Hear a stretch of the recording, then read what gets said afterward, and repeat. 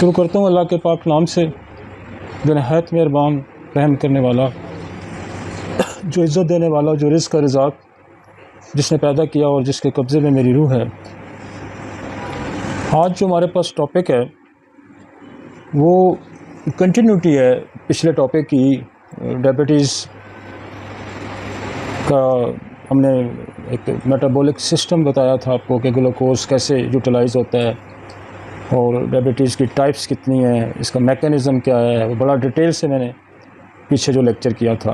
उसमें जो ऑटोइम्यून भी था, टाइप 1 जो है ऑटोइम्यून था, और फिर टाइप 2 डायबिटीज़ थी, और उसके साथ फिर जेस्टेशनल डायबिटीज़ थी और डायबिटीज़ इंस्पाइडस थी।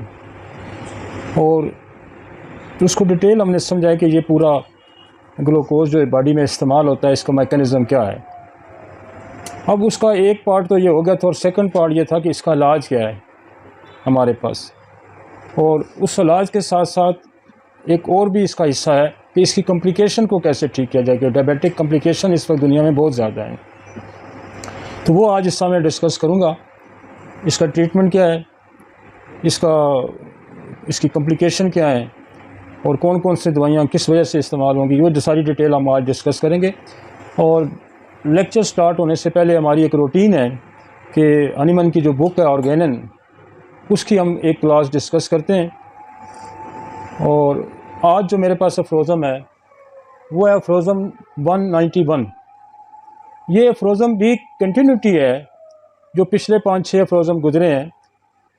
वो पिछले 5 अफ्रोज़म में भी यही कह रहा था, 4-5 अफ्रोज़म जो गुजरे हैं, कि इंसान के जिस्म की जो अपीयरेंस है उस पर कोई भी अगर नमूद होती है, कोई भी एबनॉर्मलिटी होती है, कोई पिंपल्स बनता है, कोई ग्रोथ होती है, जब कुछ भी होता है, तो आप उसको एज ए लोकल बीमारी के ना ट्रीट करें, बल्कि उसके पीछे उसका सबब, उसकी वजह जानने की कोशिश करें।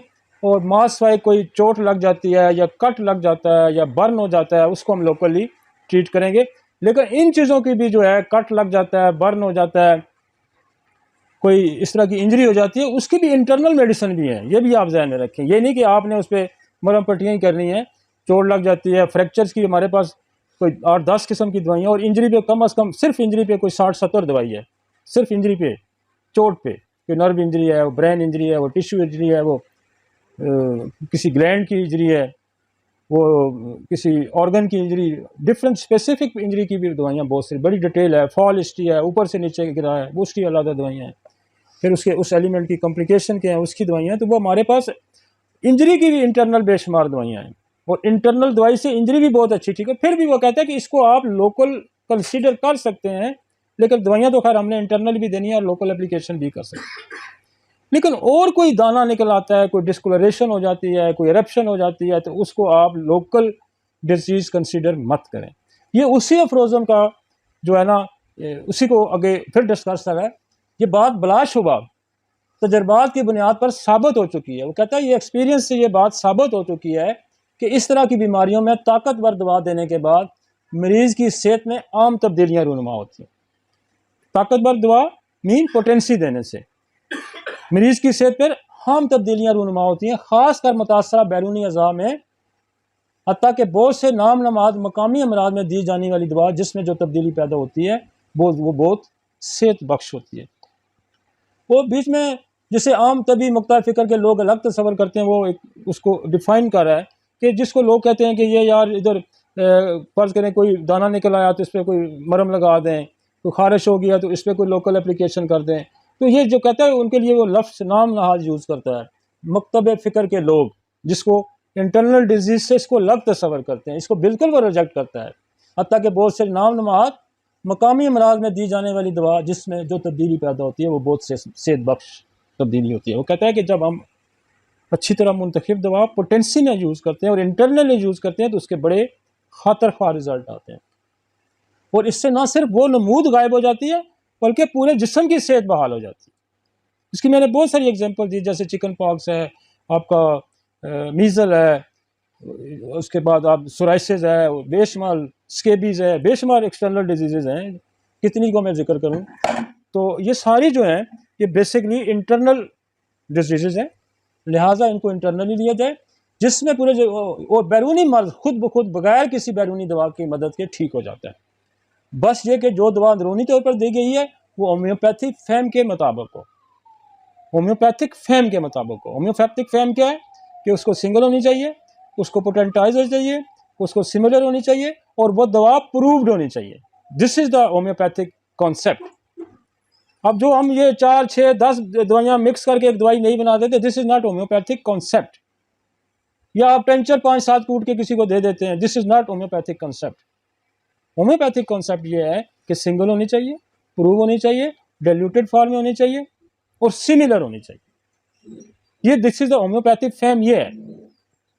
और इसी को मद्देनजर रख के हम जो है ना इलाज करेंगे, वगरना जो है ना हम डिजीजेस को सप्रेस कर देंगे। मेरे पास एक बच्ची आती थी, एक एग्जांपल मैं आपको देता हूँ, उसको फिट्स पड़ते थे, तो मैंने सारी फिट्स की उसकी दवाइयाँ उस पर ट्राई की, उसको फ़र्क नहीं पड़ रहा था। ये बहुत बहुत पुरानी बात है, कोई 94 की बात है।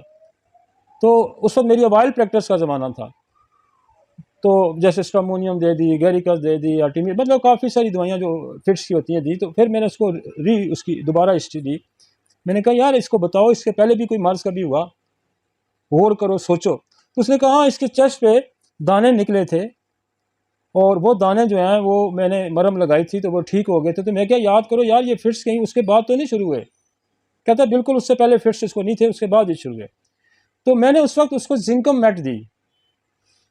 तो जिंकम मैट देने से हुआ कि उसके फिट्स रुक गए और वो दाने सारे वापस बाहर आ गए। फिर वही जिंकम मैट में उसको इस्तेमाल कराता रहा तो वो उसके दाने भी ख़त्म हो गए। तो इसलिए जो लोकल एप्लीकेशन करने का मकसद ये है कि आपने मर्ज को दबा दिया, और ये लॉ ऑफ नेचर है कि कम वाइटल आर्गन से मर्ज जो है वो ट्रेवल करता है वाइटल आर्गन की तरफ से, और अल्टीमेटली जितनी भी दुनिया में डिजीजेज हैं, इसका जो सफ़र है वो पेरिफेरल से शुरू होता है, एक्सट्रीमिटीज से शुरू होता है, स्किन से शुरू होता है, कम वाइटल आर्गन से शुरू होता है, और अल्टीमेटली इसने वाइटल आर्गन की तरफ, और अल्टीमेटली इसने ब्रेन की तरफ जाना होता है। और ये लॉ ऑफ नेचर है। लॉ ऑफ नेचर ये है कि कदीम ज़माने से लेके आज तक जो किसी मुल्क का भी जो कैपिटल होता था ना, उसको ज़्यादा सेफ बनाया जाता था। पहले किले बनाए जाते थे, अब कैपिटल के गिर्द बहुत सारी फौज लगाई जाती है, उसको हर तरह से प्रोटेक्ट किया जाए कि कैपिटल सेफ होना चाहिए। तो कैपिटल सेफ मतलब यह है कि आप जो बॉर्डर पे एक लड़ाई हो रही है, उस लड़ाई को आप घसीट के शहरों के अंदर ले आए, तो बेहतर यह है कि उसको बॉर्डर की लड़ाई को बॉर्डर पे ही रोक के रखें। तो जब वो अंदर आएगी तो वो आपके कैपिटल पे की तरफ घुसेगी। इसीलिए ये जो हमारी लोकल जो डिजीजेज जिनको हम कहते हैं, इनको जब हम दबाते हैं, प्रेस करते हैं, देखिए लॉ ऑफ नेचर है कि आप किसी चीज़ को according to causative factor, law of nature ये है कि कोई भी दुनिया का मसला है, चाहे वो इकोनॉमिकल मसले हैं, चाहे वो माशी मसले हैं, चाहे वो माशरती मसले हैं, चाहे वो सोशल मसले हैं, चाहे वो सेहत के मामलात हैं, इनका एक लॉ ऑफ नेचर है। वो सबसे सुपीरियर ये है कि उसकी वजह पता करो, फिर उसकी वजह के मुताबिक उसकी रेमेडी। मतलब एक बंदा भूखा है, अब भूखा क्यों है, वो काम ही नहीं करता, आपने उसको 10 रुपये दे, वो कल भी भूखा है, तो बेहतर तो ये ना उसको किसी रोजगार पे लगा दें। तो दुनिया के हर मसले का एक ही हल है भाई, और वो लॉ ऑफ नेचर ये है कि उसका सबब जानो, फिर उसका तदारक करो। तो यही बात है कि ये जो स्किन पे जो नमूद आती है, इसको आप ऑर्डिनरी ना समझें, ये आप किसी बंदे को मार भी सकते हैं। जैसे मैंने एक एग्जांपल दी, उस बच्ची को फिट्स पड़ने शुरू हो गए लोकल सप्रेशन से। इसी तरह मेरा एक लेक्चर है सप्रेशन पे, इस पे मेरा एक लेक्चर है, वो 32 आवर्स का लेक्चर है, उस पर 32-33 घंटे का वो लेक्चर है, जिसमें मैंने डिस्कस किया हुआ है व्हाट इज द, उसमें 3 चीज़ें मैंने डिस्कस की हुई हैं कि emotional suppression, disease suppression and drug suppression. और मैं 32 घंटे उस पर बोला हूँ। अभी बहुत सारे लोगों की वो है कि मैं उसको दोबारा, वो नेट पे इतना नहीं है, मैं उसको दोबारा रिवाइज करूँगा कि जब डिजीज दबती है तो क्या होता है, जब इंसान के जज्बात दबते हैं तो क्या होता है, जब आप बीमारी को दबा देते हैं तो क्या होता है, जब आप दवाई दे के किसी को गलत दवाई दे के उसको उसकी मर्ज को दबा देते हैं तो क्या होता है। ये जो अफरोज़म है, ये बहुत ही आम अफरोज़म है, मतलब ये पले बिठा लें आप, ये सप्रेशन है। और सप्रेशन की देखो उस पर उसने सिर्फ एक अफरोज़म नहीं लिखा, अभी शायद आगे भी लिख 5-6 अफरोज़म तो मैं पीछे डिस्कस कर चुका हूँ। मुसलसल आपके जहन में वो बात बैठा रहा है कि इनको समझ आ जाए कि इस चीज़ की कोई अहमियत है, मगर ना वो सरसरी किसी अफरोज़म में बात करके निकल जाता आगे। उसने स्टे किया और 5, 6, 7 अफरोज़म इस पर लिखे बार बार, इस एंगल से, इस एंगल से, इस एंगल से। देखें, जो बड़े आदमी होते हैं उनको पता होता है कि मैंने लोगों को कैसे समझाना है। सरसरी सी बात पर अब बात दफ़ा देखें ना, कुरान पाक में कई चीज़ों का जिक्र बार बार आया है। नमाज का जिक्र कितनी दफ़ा आया, इसलिए आया कि ये कहीं एक जगह सुन के तो इग्नोर ही ना कर दें। उसकी रेपुटेशन आई है, उसको बार बार दोहराया गया है, इसलिए दोहराया गया कि आपके जहनों में बात पैबस्त हो। और ये फरोज़म भी, मैं भी ज़्यादा इसलिए जोर दे रहा हूँ कि इसको आम समझें, इसको आम समझें, इसको गलत ना समझें, इसको बिल्कुल क्लियरली समझें कि आपने कोई भी जो अपीरेंटली स्किन पे कोई डिजीज़ आई हुई है उसको आप लोकल डिजीज़ मत समझें, उसकी पूरी हिस्ट्री उसका पूरा करके उसको प्रॉपर ट्रीट करें, और यही होम्योपैथिक फैन। ठीक है जी, नमाज पढ़ते हैं, फिर उसके बाद बाकी कंटिन्यूटी करते हैं साथ में। आज जो टॉपिक पहले भी मैंने बताया कि डायबिटीज़ है, अलमारूफ शुगर जिसको आप लोग कहते हैं। एक हिस्सा मैं इससे पहले कर चुका हूँ जिसमें मैंने पूरा मेटाबॉलिक सिस्टम ऑफ ग्लूकोज या उसका मैकेनिज़्म क्या है, उसमें क्या क्या चीज़ें इन्वॉल्व होती हैं, शॉर्टली मैं बताता चला जाऊँ कि हमारा जो बेसिक सोर्स है शुगर कंट्रोलिंग का वो है इंसुलिन। और इंसुलिन जो है हमारा प्रोडक्ट है पेंक्रिया की।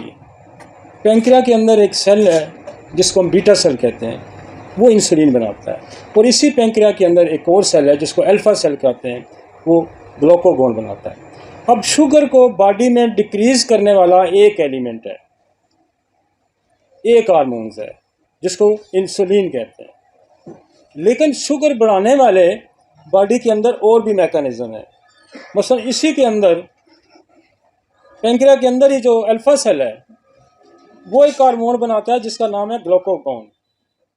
ग्लूकागोन ये है कि जब बॉडी पे कोई भी क्राइसिस आएगा या बॉडी के अंदर शुगर या ग्लूकोज लेवल कम हो जाएगा, तो वो बॉडी जब इसको रिस्पांस करेगी कि मेरी शुगर पूरी नहीं रही, तो फौरन ग्लूकागोन पेंक्रिया रिलीज़ करेगा। और वो जहाँ जहाँ भी कहीं स्टोर में, मसल में, लिवर में कहीं भी शुगर पड़ी है तो वो उसको वहाँ से यूटिलाइज कराएगा।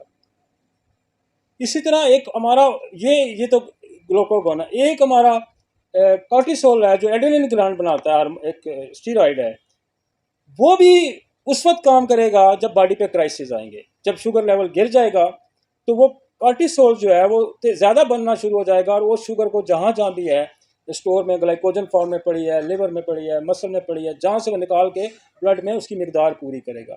इसी तरह एक और हमारा जो हार्मोन है एपिनेफ्रिन है, उसका भी काम है कि वो शुगर को जो है इंक्रीज़ कराना। तो एक चीज़ जो है वो शुगर को डिक्रीज़ करती है, और बहुत सारे एलिमेंट और हैं जो शुगर को बॉडी में बढ़ाते हैं। नेचर ने बड़ा डिफेंस मैकेनिज्म रखा हुआ है। अगर ये निज़ाम ना होता जिस्म के अंदर, जो मुखालफ निज़ाम है, ये अगर ना आता तो इंसान की डेथ हो सकती है। उसकी वजह है कि शुगर लेवल जब गिर जाएगा, हाइपोग्लाइसीमिया में बंदा चला जाएगा, तो ब्रेन डेथ हो सकती है, वो बंदे की डेथ हो सकती है। तो फिर एक अल्टरनेटिव सिस्टम खुदा ने रखा हुआ है कि जब शुगर लेवल कहीं गिर जाता है तो वो अल्टरनेटिव सिस्टम ऑन हो जाता है, तो आपका शुगर लेवल जो है वो बढ़ जाता है, लेवल इंप्रूव हो जाता है। इसको समझना बड़ा ज़रूरी है। जो अल्टरनेटिव सिस्टम है ये न सिर्फ शुगर के कम होने पे एक्टिवेट होगा, बल्कि बॉडी पे कोई भी स्ट्रेस आएगा, कोई ट्रॉमा आ जाता है, एक्सीडेंट हो जाता है, सदमा आ जाता है, उसको कोई डिसअपॉइंटमेंट हो जाती है, तो ये एक्टिवेट हो जाएगा। कोई भी, ये एक अलार्म है, जैसे जंग का अलार्म बजता है ना कि जंग हो तो सारे लोग अपने सारे को छुप रहा है, कोई एक्टिव हो रहा है। तो ये बॉडी के अंदर एक जंग जब शुरू हो जाती है, उस पर कोई भी क्राइसिस आएगा तो ये दूसरे एक सिस्टम डिक्रीज करने वाला। इंसुलिन ने शुगर को कम करना है, बाकी ये सारे शुगर को बढ़ाने वाले सिस्टम। तो दुनिया में ये भी एक लोगों के जहन में है कि जी बस इंसुलिन ही इसका हल है, या कोई ऐसी प्रोडक्ट दें जिसके साथ शुगर जो है डिक्रीज की जाए। लेकिन इंसुलिन होने के बावजूद भी जिस्म में वाफर मिकदार में बनने के बावजूद भी और इंसुलिन लगाने के बावजूद भी लोगों की शुगर कम नहीं होती। वो एक तो शुगर रेजिस्टेंस हो जाते हैं, शुगर उनकी यूटिलाइज नहीं हुई पूरा में। मैंने मैकेनिज्म देखें, इंसुलिन जो है वो सेल के रिसेप्टर पे जाके जब टच होगी तो सेल के अंदर ग्लूकोज के लिए दरवाज़ा खुलेगा, खिड़की खुलेगी तो ग्लूकोज अंदर जाएगा, इंसुलिन अंदर जाएगी तो बर्न होगी, तो फिर सेल को एनर्जी मिलेगी। लेकिन बाज़ ऐसे मसाइल हैं कि वो जो रिसेप्टर है सेल के ऊपर लगा हुआ है, उस पर कोई ना कोई चीज़ ऐसी आके बैठ जाएगी कि वो इंसुलिन को वहाँ अंदर जाने ही नहीं देगी, जिसको हम कहते हैं ये इंसुलिन रेजिस्टेंस हो गया। और बहुत कॉमन जो उसकी वजह बताई जाती है वो फैट्स है, और फैट से कोई ऐसा केमिकल निकलता है, बॉडी में फैट ज़्यादा होते हैं जो जाके सेल के रिसेप्टर पर बैठता है। तो इलाज, चूँकि मैं इसलिए ये दोबारा, हालांकि मैंने ये सारी चीज़ें पिछले लेक्चर में बड़ी डिटेल डिस्कस की हुई हैं, कुछ लोग नए बैठे हुए हैं, तो आपको ये समझना चाहिए कि हमें इंसुलिन की प्रोडक्शन को तो दुरुस्त करना है, लेकिन साथ साथ जो बाकी एलिमेंट्स हैं जिसकी वजह से किसी को सदमा है उसको भी एड्रेस करना है, बॉडी के अंदर कोई और क्राइसिस है उसको भी एड्रेस करना है। तो ये खुदा ने एक ऐसा निज़ाम बनाया है कि अगर शुगर जिस्म में गिर जाएगी, हाइपोग्लाइसीमिया हो जाएगा, तो इंसान की मौत वाक़या हो सकती है, या उसका कोई ना कोई ऑर्गन नाकारा हो जाता है। लिहाजा उसने एक अल्टरनेटिव सिस्टम रखा हुआ है, और ये अल्टरनेटिव सिस्टम जो है बाज़ दफ़ा मिस जज भी होता है, मिस कैलकुलेट भी कर जाता है, और आपकी शुगर को मुसलसल बढ़ाई रखता है। अब खुदा ने इतना, मैं डिटेल से, खुदा ने इतना बड़ा खूबसूरत, यहाँ देखें सेल के अंदर इंसुलिन के बगैर शुगर ग्लूकोज यूटिलाइज नहीं होगा, लेकिन खुदा ने जो आपका कैपिटल है ब्रेन में, बगैर इंसुलिन के शुगर यूटिलाइज होती है, वहाँ इंसुलिन की जरूरत ही नहीं पड़ती, वहाँ डायरेक्ट सेल में ग्लूकोज यूज होती है। तो हमने शुगर जो पॉपुलर बहुत सी जो टाइप्स इसकी हैं, उसमें टाइप 1 है, टाइप 2 है, जेस्टेशनल शुगर है, और एक डायबिटीज इंस्पाइडस है। टाइप 1 जो है वो है ऑटोइम्यून डिजीज, जिसकी वजह से मैं इस टॉपिक पे आऊँ, क्योंकि मैं सीरीज कर रहा हूँ ऑटोइम्यून डिजीज की, और टाइप 1 जो है वो ऑटोइम्यून है। और व्हाट इज द ऑटोइम्यून मैं बेशुमार दफ़ा बता चुका हूँ, लेकिन ऑटोइम्यून ये है कि जब आपका बॉडी का मदाफ़ती निज़ाम किसी भी फॉरेन बॉडी के खिलाफ, चाहे वो बैक्टीरिया है, चाहे वो वायरस है, चाहे वो फंगल है, कुछ भी है, उसके खिलाफ एक्टिवेट होता है, और वो उसको मारने की कोशिश करता है। उसको मारने की कोशिश में वो अपने बॉडी के किसी न किसी ऑर्गन के सेल्स को मारना शुरू कर देता है। This is the autoimmune disease. और टाइप 1 जो है, this is the autoimmune disease. ये उम्र बचपन में होती है, शुरू हो जाती है, और इसका ये जो है, इसको समझना जरूरी है कि इसमें इंसुलिन का जो बनाने वाला सेल है, जिसको बीटा सेल कहते हैं, ये मार देता है। वो जब बीटा सेल मर जाता है तो इंसुलिन की प्रोडक्शन ही नहीं होती, तो वो फिर क्या किया जाता है कि उसके लिए फिर वो आर्टिफिशियल जो इंसुलिन होती है वो लाइफ टाइम दी जाती है। लेकिन हमें बेशुमार लोग इससे ठीक हुए हैं टाइप 1 से, वो इस वजह से ठीक हुए हैं कि किस वजह से ट्रिगर किया है ऑटोइम्यून डिजीज़ ने, क्या वो कौन सा सबब था। अच्छा, बहुत सारा एक कॉमन सबब जो है, जो दुनिया की नज़र में जो पिनहा है, जो ओझल है, जो ज़्यादा लोग उस पर तवज्जो नहीं दे रहे, कि दुनिया में मैक्सिमम लोगों को मेरे हिसाब से पूरी दुनिया में जो डेवलप कंट्री है उनमें तो 100% लोगों को, और जो अंडर डेवलप कंट्री हैं उनमें भी 90-80% लोगों को जो है आपका जो वैक्सीनेशन हो चुकी है।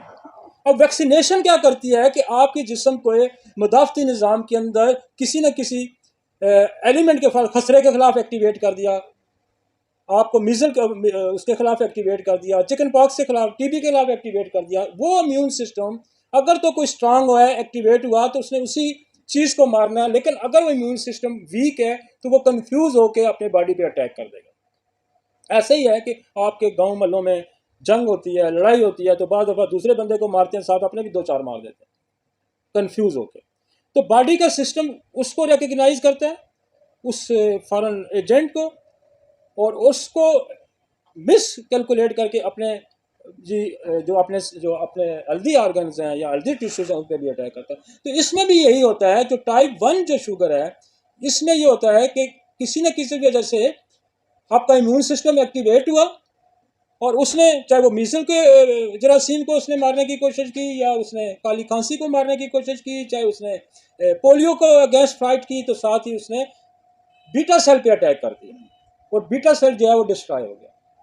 अब आपने ये जानना है, ये उसकी वजह जाननी है कि ये बीटा सेल क्यों डिस्ट्रॉय हुआ और किसके खिलाफ एक्टिवेट हुआ था। वो अगर कोई वैक्सीन है तो वैक्सीन के लिए हमारे पास एंटीडोटल बड़े मौजूद हैं। आप बहुत कॉमन थूजा इस्तेमाल होता है, स्लेशिया इस्तेमाल होता है, वैक्सीन विनम इस्तेमाल होती है, और फिर आपके पास अगर ये दवाइयाँ थूजा, स्लेशिया, वैक्सीनम ये नहीं भी काम भी करती, तो आपने जो वैक्सीन ली है उसी को पोटेंटाइज फॉर्म में दे के उसको आप एंटीडोट कर सकते हैं। तो ये पूरी दुनिया में ये जहन में रखें कि ये बात बड़ी अहम है और इसको समझने की ज़रूरत है कि ये ऐसा क्यों हो रहा है कि ऑटोम्यून इस वक्त तकरीबन 85 के करीब ऑटोम्यून डिजीज़ हैं, जो कॉमन 85 डिजीज़ हैं, और जिसका दुनिया में कोई हल ही नहीं है। और वाहिद होम्योपैथी है जो इसको ठीक करने की सलाहियत रखती है। मैं आपको कुछ चीज़ें गिनवाऊंगा, आप खुद उसको ठीक कर रहे होंगे लेकिन आपको पता नहीं है कि वो ऑटोम्यून है। मसलन बालचर है, बालचर ऑटोम्यून है। ये जो बर्स होती है ये ऑटोम्यून है। MS muscular multiple sclerosis autoimmune है।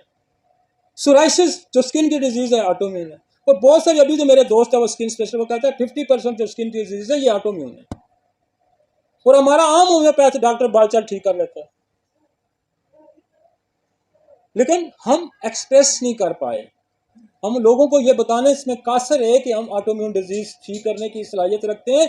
कितना बड़ा निज़ाम है, लेकिन निज़ाम जो है वो चढ़ा हुआ है ऐसे लोगों के हथों जो इसको समझते ही नहीं है। वगरना जो 85 डिजीज़ है ना, ये आप अगर 10 डिजीज़ को, 15 को, 20 कर, हालांकि ये ठीक हम कर रहे हैं, हम लोगों को ये बताने के काबिल हो जाएं कि ये ऑटोम्यून डिजीज हमने ठीक की है, तो रेवोल्यूशन है दुनिया में एक बहुत बड़ा। दुनिया में इस वक्त जो आपके अपोनेंट साइंस है वो ये कहती है कि ये तो ठीक ही नहीं हो सकती। वो बड़े मुश्किल तरीके से इसको मैनेज किया जा रहा है। तो टाइप हमारे पास टाइप 1 है। टाइप 2 जो शुगर है उसमें प्रॉब्लम यह है कि वो तो या तो इंसुलिन बन रही है पूरी या फिर कम बन रही है, दो चीज़ें हैं। या इंसुलिन बन नहीं रही, थोड़ी बन रही है, तो वो आपकी ग्लूकोज बॉडी की जो यूटिलाइजेशन है उसकी ज़रूरत को पूरा नहीं कर रही, या फिर बन तो पूरी रही है लेकिन वो यूटिलाइज नहीं हो रही।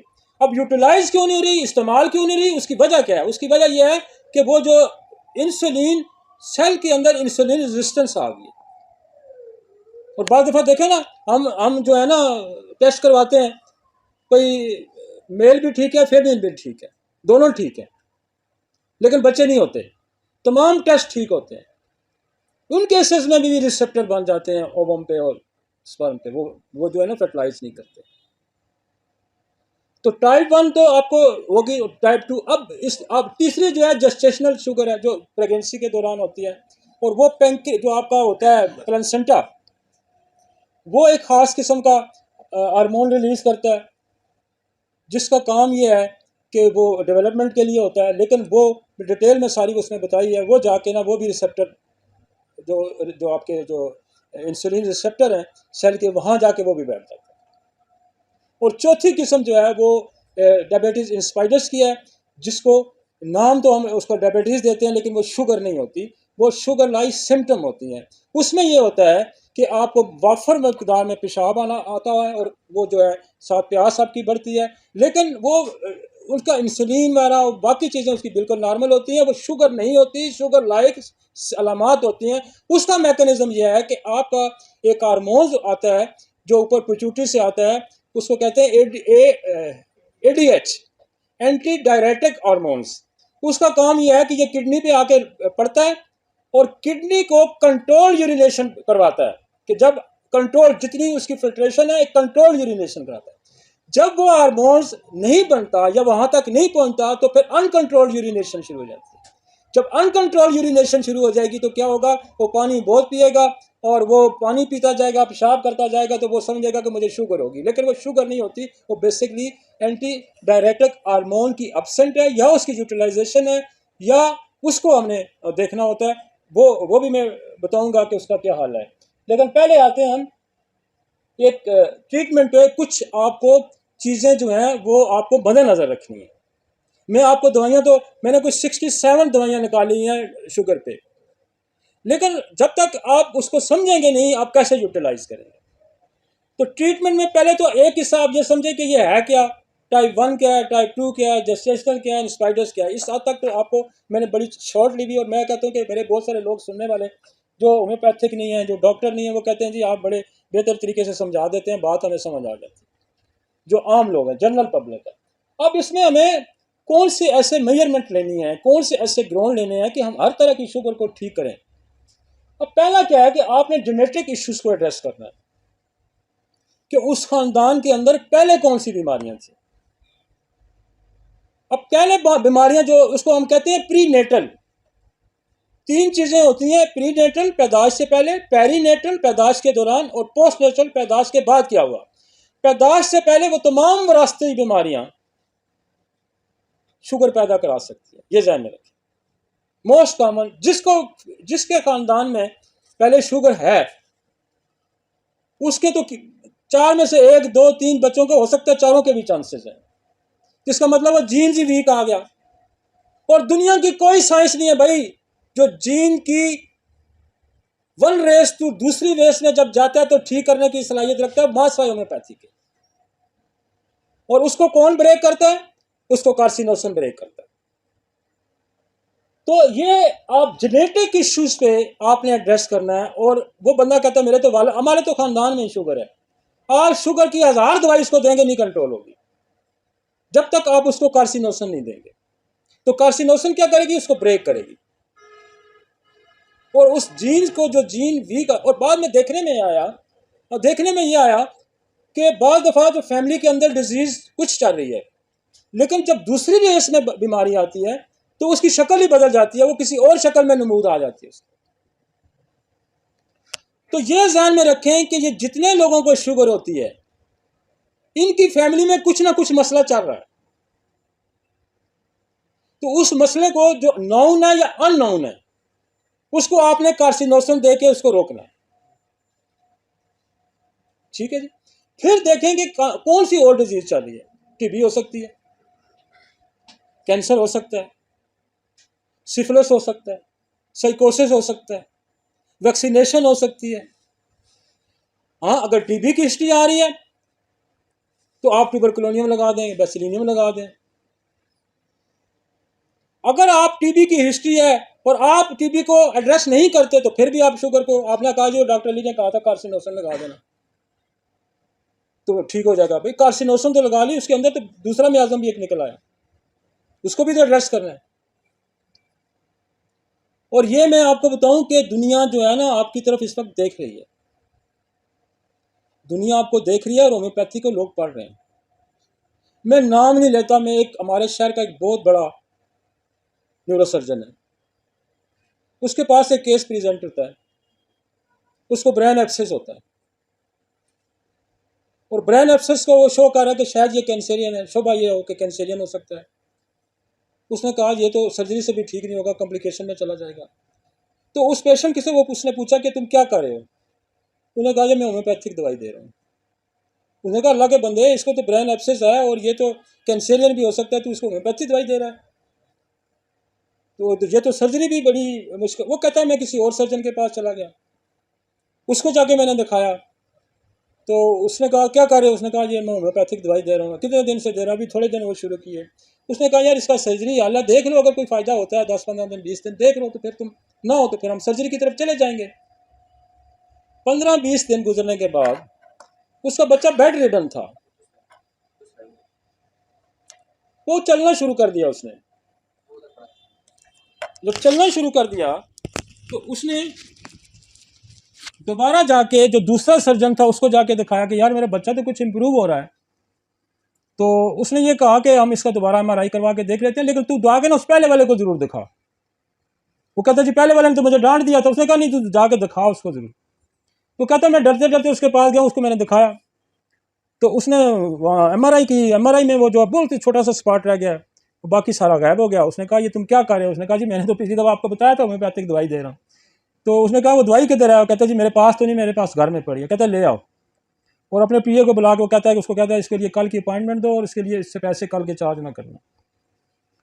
तो वो कहता है लिफाफा वो मेरा था। उसने जाके देखा तो पुड़ियाँ शुड़ियाँ थी उसमें, उसको खैर समझ नहीं आई। उसने ये ज़रूर कहा कि ये दवाई अब छोड़नी नहीं है, ये दवाई जो है ना आपने जारी रखनी है। तो ये कोई बख्त वाला डॉक्टर है जिसके हाथों इससे शिफा हो रही है। तो बात यह है कि जब हम दुनिया में रिजल्ट प्रोड्यूस नहीं करेंगे, जब हम रिजल्ट प्रोड्यूस नहीं करेंगे, रिजल्ट प्रोड्यूस कैसे होंगे? जब हम समझेंगे नहीं। जब हम बात ही नहीं समझ रहे तो हमने रिजल्ट कहां से देना है? और मैं उसलिए आपको बताऊं कि उसको जो मैंने मेडिसिन दी वो ट्यूबरकुलोसिस बेस पे दी और उसको बच्चे को टीबी की दवाइयां दी भी जा रही थी। तो हमने दवाई ट्यूबरक्लोसिस बेस पे दी, मैंने ट्यूबर दी, फास्फोरस दी, आर्सेनिक आयोडाइड दी, और चूंकि टीबी की दवाई उसको जारी थी तो हमने वो टीबी की जो दवाई है उनकी आइसोनाइज हमने साथ वो भी शुरू करवा दी पोटेंसी में। तो कहने का मकसद है कि ये जेनेटिक जो रेस दर रेस जो हिस्ट्री है इसको आपने मद्देनजर रखना है। तफसील बड़ी लंबी है, मैंने कुछ भाई साइकोटिक है तो मेडोरिनम दे दें, सिफलेटिक है तो सिफलिनियम दे दें, तो जो भी अगर जो कॉजेज दूसरी कॉजेज हैं उसको दे दें। तो बात यह है कि जेनेटिक्स को आपने इशू करना है, प्री नेटल चीज़ों को एड्रेस करना है आपने।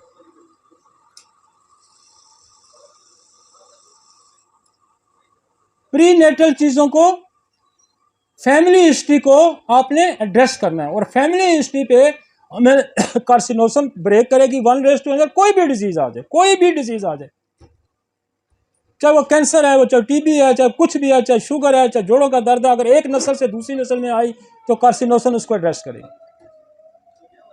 और फिर हमारा जो डीएनए है, जो हमारा डीएनए है, बेसिकली ये खराबी तो सारी डीएनए के अंदर आती है। अब डीएनए को स्टिमुलेट करने के लिए, उसको एक्टिवेट करने के लिए, उसके अंदर जान डालने के लिए आप एक्सरे का इस्तेमाल कर सकते हैं, आप सोल का इस्तेमाल कर सकते हैं। उसके बाद फैमिली हिस्ट्री होगी, जेनेटिक डिसऑर्डर हो गए, फैमिली हिस्ट्री भी इसका। तो ऑटोइम्यून डिसऑर्डर किस वजह से, देखिए टाइप 1 में आपको ऑटोइम्यून किस वजह से, मोस्ट कॉमन मैंने आपको कहा कि वैक्सीनेशन है।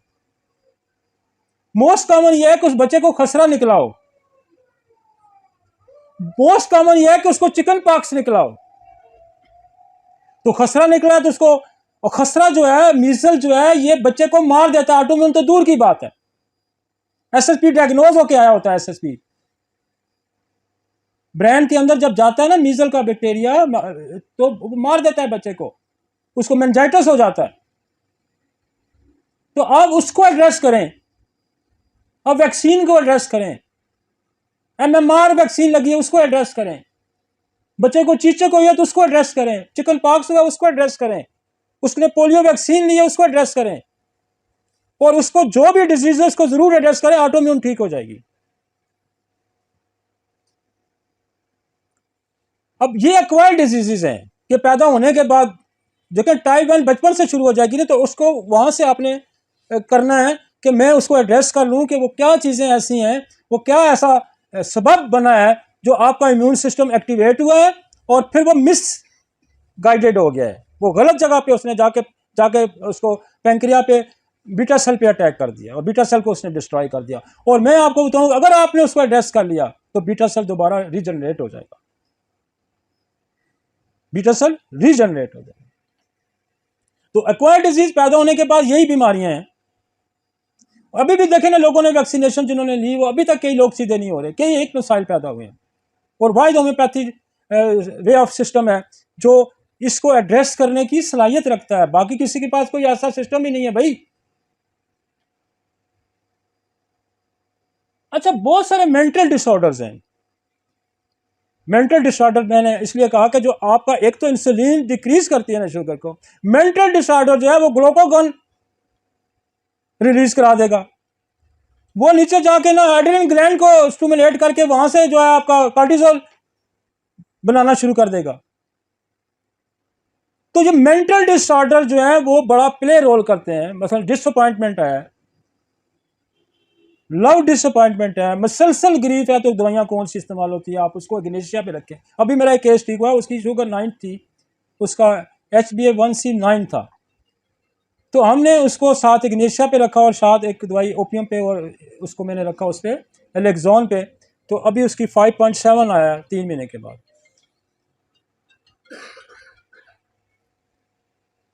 बात समझ आ रही है आपको? तो जो मेंटल डिसऑर्डर है, मेंटल डिसऑर्डर हमारे पास बहुत बड़ी दवाइयां पड़ी हैं, इग्नेशिया बहुत अहम है, नेटोम्योर मेंटल डिसऑर्डर है, स्टेफिसेगेरिया मेंटल डिसऑर्डर है, एसिड फास्ट फिजिकल भी है, मेंटल डिसऑर्डर भी है, ऑरोमेट फिजिकल भी है एंड मेंटल भी है। आपका जो है पेरिस्क्वाडिफोलिया, सॉरी पेरिस्क्वाडिफोलिया है, और आपकी बहुत सारी ऐसी दवाइयां हैं जो कि मेंटल डिसऑर्डर भी रखती हैं, फिजिकल डिसऑर्डर भी रखती हैं। तो आपने वहां सिलेक्शन करनी है कि मेंटल डिसऑर्डर के साथ अगर आप उसको फर्ज करें एलेक्सोन ही दे रहे हैं, देखें आप कहते हैं ना, लोग कहते हैं जी नुस्खा ज़रा बता दें। अब नुस्खा तो आपने खुद बनाना है कि कार्सिनोसन तो आपने ब्रेक करने के लिए देनी है।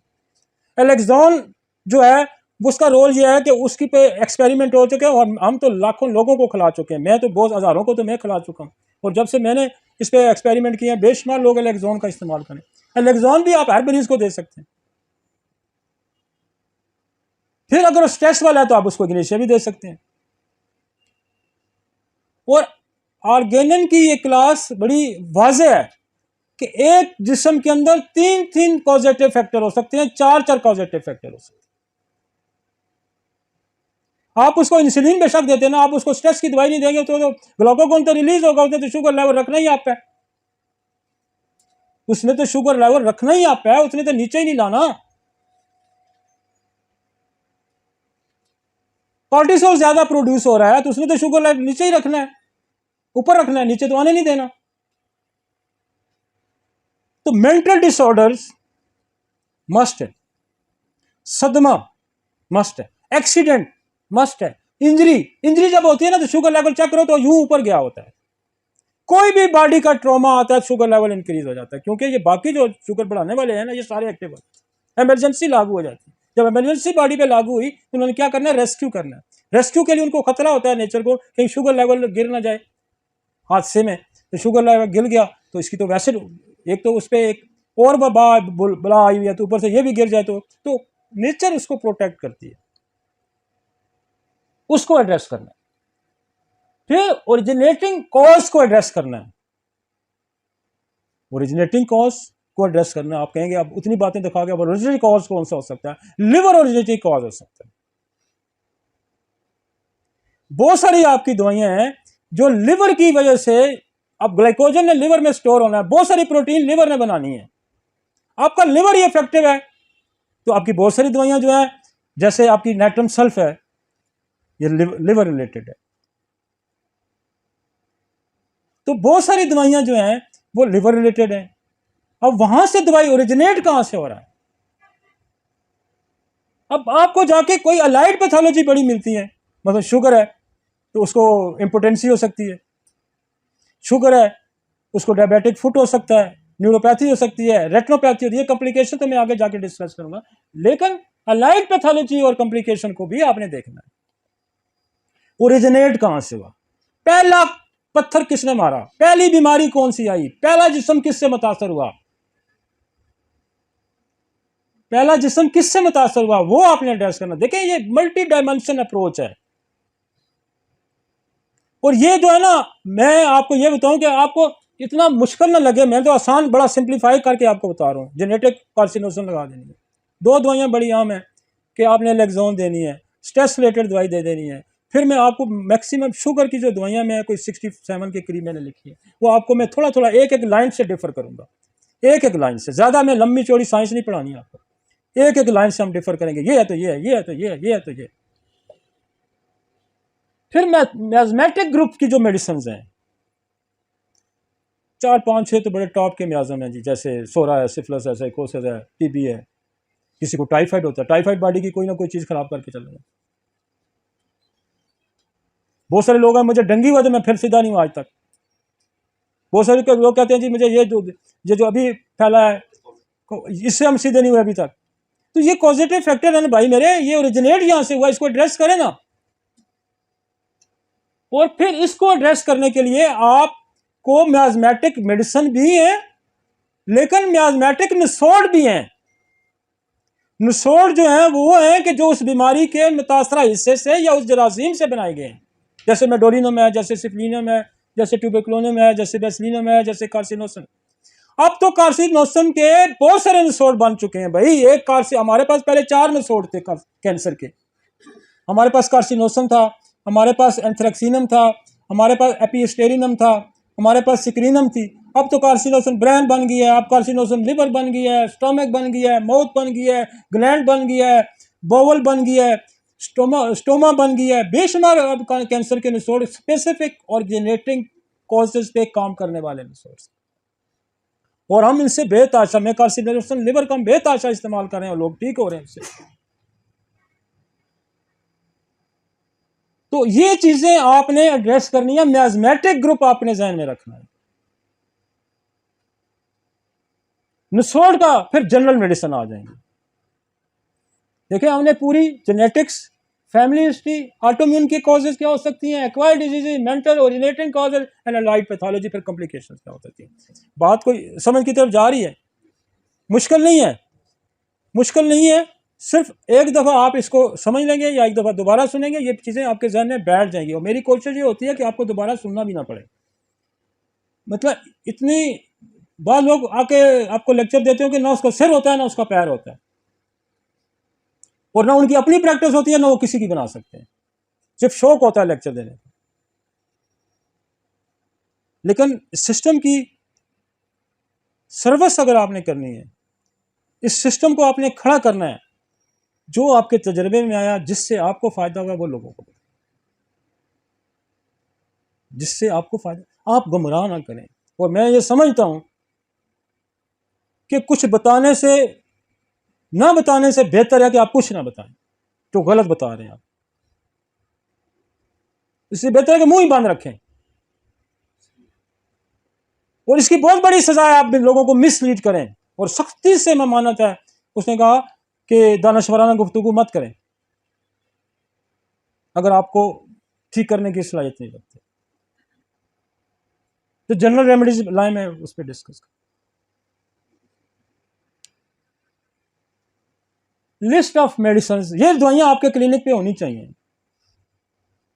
और मैं इनकी छोटी छोटी आपको, मतलब एक्सरे आपके पास होनी चाहिए, कार्सिनोसन होनी चाहिए, कार्सिनोसन को होनी चाहिए। ये मिक्स कैंसर का निचोड़ है।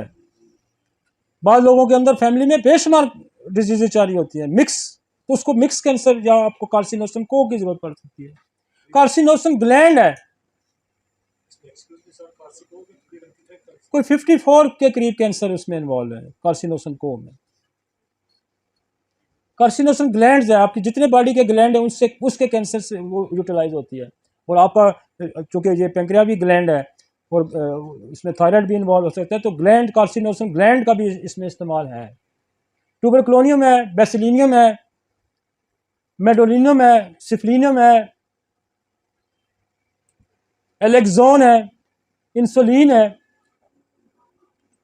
पेंक्रियाटिनम है, कास्टिकम है, प्लमम मेट है, ओपियम है। अब देखें, इधर ही रखें इसको, ये दो कॉजेटिव फैक्टर हैं।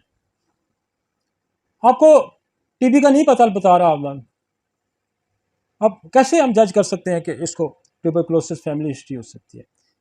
ठीक है, टीबी का पेशेंट जो फैमिली हिस्ट्री रखता होगा ना, उसकी बीमारी बार बार आती है, पहली बार ठीक होगी, फिर आप पकड़ा जाएगा, ठीक होगा, फिर रीअक्रेंस होती है उसमें, एवरी चेंज ऑफ वेदर पे पकड़ा जाएगा।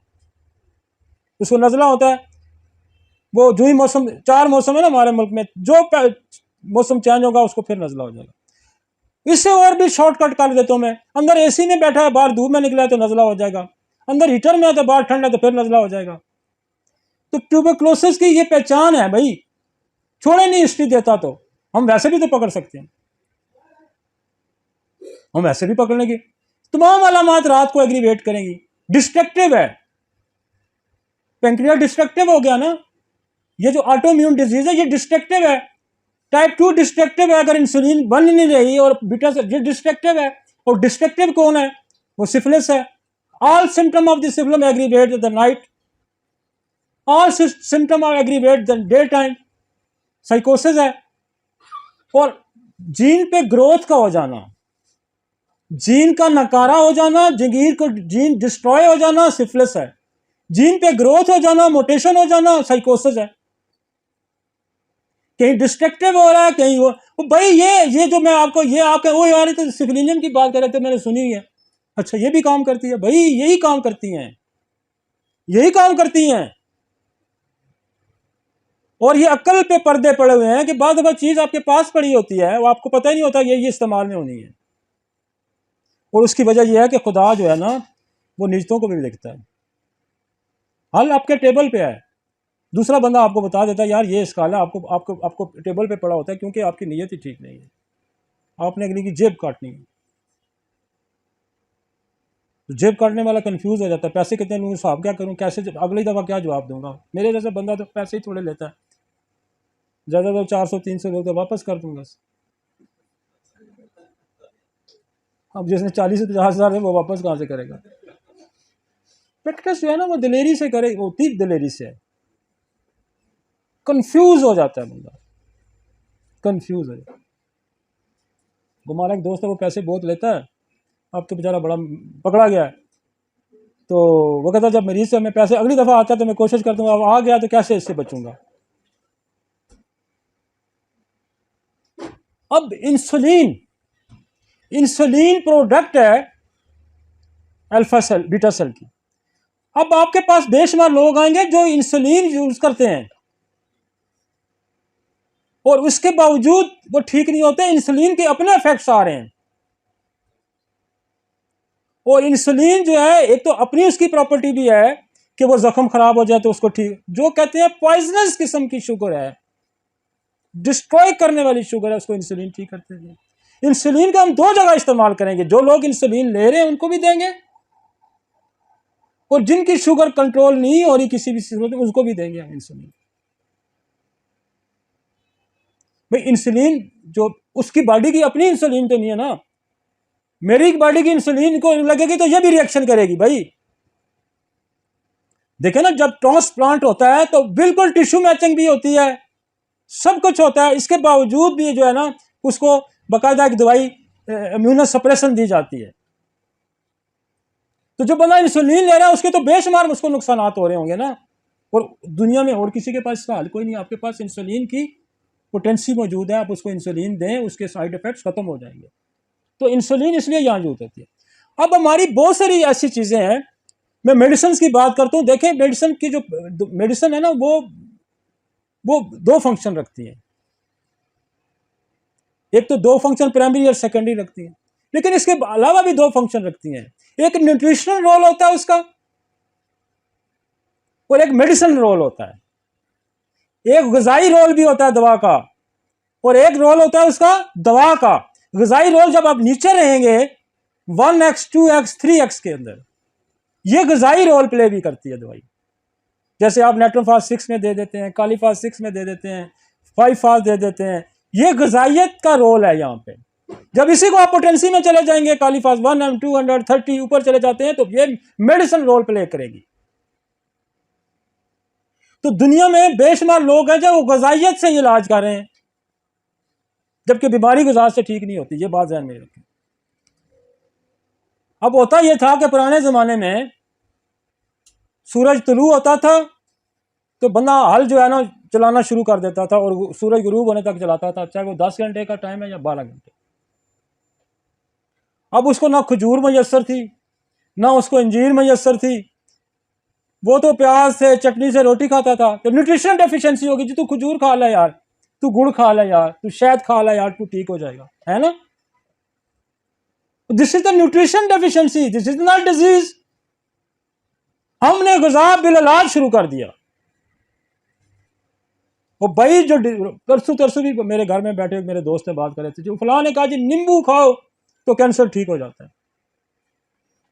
वो भाई मेरे एक्वायर्ड डिजीज जिसको साइकोसिस कहते हैं, एक्वायर्ड डिजीज जिसको सिफिलिस कहते हैं, टीबी कहते हैं, ये डीएनए तक एक्सेस करने में 40-50 साल लगा देती है।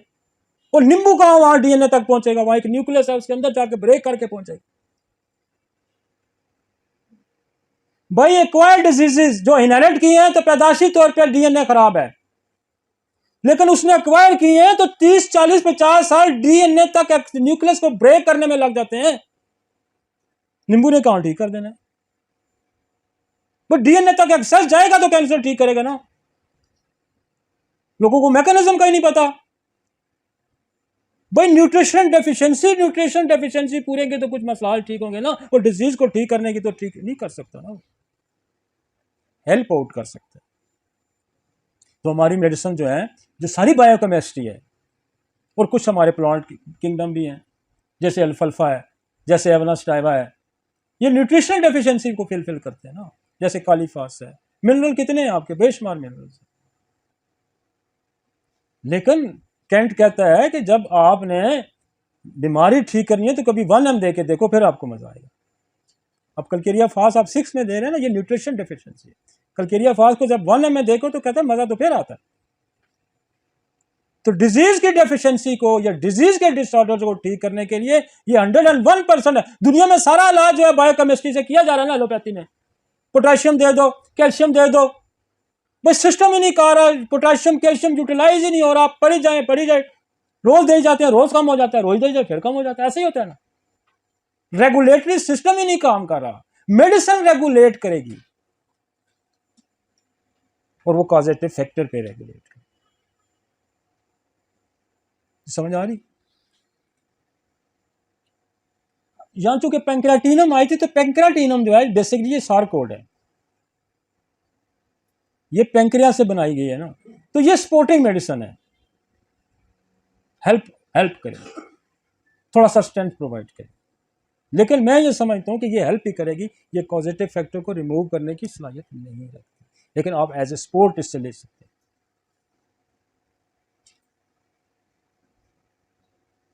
जैसे हम थायरोडिनम देते हैं, जैसे हम टेस्टिस देते हैं, ओवरीज फोरिनम देते हैं, ये सारी सपोर्टिंग है, ये सॉरकोड्स हैं, उस जिस्म के हिस्से से बनाई गई है। लेकिन पोटेंसी में इनके रोल और हैं और नीचे 1x 3x में इनके रोल और हैं। बाद सारकोड जो हैं वो पोटेंसी में बड़ा अच्छा रोल प्ले करते हैं। मैं इसलिए आपको समझाने की कोशिश करूं कि जब आप इसको 3x 6x नीचे रहेंगे तो ये फिर हेल्पिंग रोल प्ले करेगा, लेकिन मेडिसिन रोल नहीं प्ले करेगा। जो काम पोटेंसी करती है वो दुनिया की कोई ताकत नहीं करती। जो काम पोटेंसी करती है वो दुनिया को, बेसिक 4 प्रिंसिपल में पोटेंसी है। आगे चलते हैं। अब होगा कैसे? जैसे ये तो अभी मैं ऊपर, अभी तो मैं नीचे रूटीन की दवाइयों में आने लगा हूं। तो होता क्या है कि ये ऊपर आपने चीज़ों को ब्रेक करना है, ये चीज़ें आपने लगानी है अकॉर्डिंग टू हर बंदे के अपने कॉजेटिव फैक्टर पे लगानी है। किसी को सिक्लिनम लगेगी, किसी को मेड्यूरनम लगेगी, किसी को ट्यूबरक्लोनियम लगेगी, किसी को इंसुलिनम लगेगी। आपने एलेक्सॉन का मुसलसल इस्तेमाल करना है और आपने ये तो पक्का रखना आपने कि कार्सिनोसन हमने देनी है, क्योंकि ये कोई ना कोई फैमिली क्राइसिस ही आया। फिर जो तजर्बे ने मुझे बताया है, एक्सपीरियंस ये बता रहा है, एक्सपीरियंस ये बनाया कि एलेक्सॉन बहुत अच्छा रोल प्ले करती है। बस जब अभी किसी के 400 शुगर है ना, तब उसको देंगे तो नीचे ले आएगा।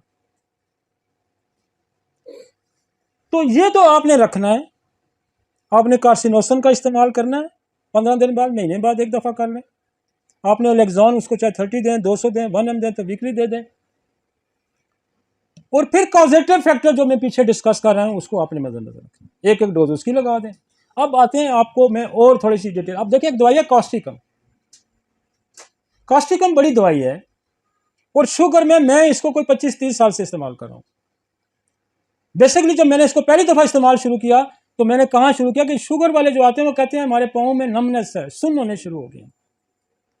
तो ये न्यूरोपैथी की बड़ी दवाई है। तो हमने कॉस्टिकम का इस्तेमाल किया, तो वो कॉस्टिकम से ना वो नमनेस बेहतर होनी शुरू होगी, बल्कि उसका शुगर लेवल भी बेहतर होना शुरू हो गया।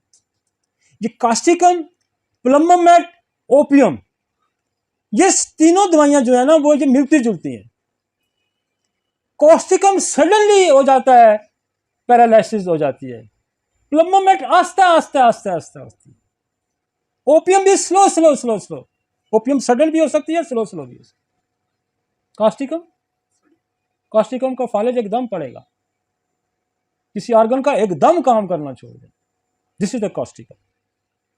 किसी ऑर्गन को 10 साल लगे हैं काम छोड़ने में, this is the plumbum met, this is the opium. और वो कहता जी मुझे पहले तो थोड़ी शुगर रहती थी, अब आस्ते 10 साल हो गए जी, अब तो बहुत बढ़ गई है, तो दिस इज द प्लम्बोमेट। वो कह रहा जी पिछले महीने चेक कराई तो ठीक थी, आज शुगर होगी तो दिस इज द कॉस्टिकम। है ना, डिफ्रेंशिएशन आ गई। और मेरा एक दोस्त है, वो बासत, वो शुगर स्पेशलिस्ट, वो कहता है जिनको रेजिस्टेंस वाली शुगर होती है ना, जो इंसुलिन, उनकी स्किन डिसकलर होती है, ब्लैकिश हो जाती है, कोई जगह ब्लैक है, कोई जगह नॉर्मल स्किन है। उसकी दवाई प्लम्बोमेट है, उसकी दवाई प्लम्बोमेट है। तो अब आपको समझ आ गई, कॉस्टिकम प्लम्बामेट, ओपियम, ये भी आपने हर मरीज को उस हिसाब से ही देनी है। ये शुगर को इंप्रूव कराते रहेगी। ये पैरालिटिक मेडिसिन है, ये कॉम्प्लिकेशन से बचाएंगी। कोई अर्ज नहीं होती कि आप एक डोज इसकी लगा दें, और ये पैरालिटिक कंडीशन से आपको निकालेंगे।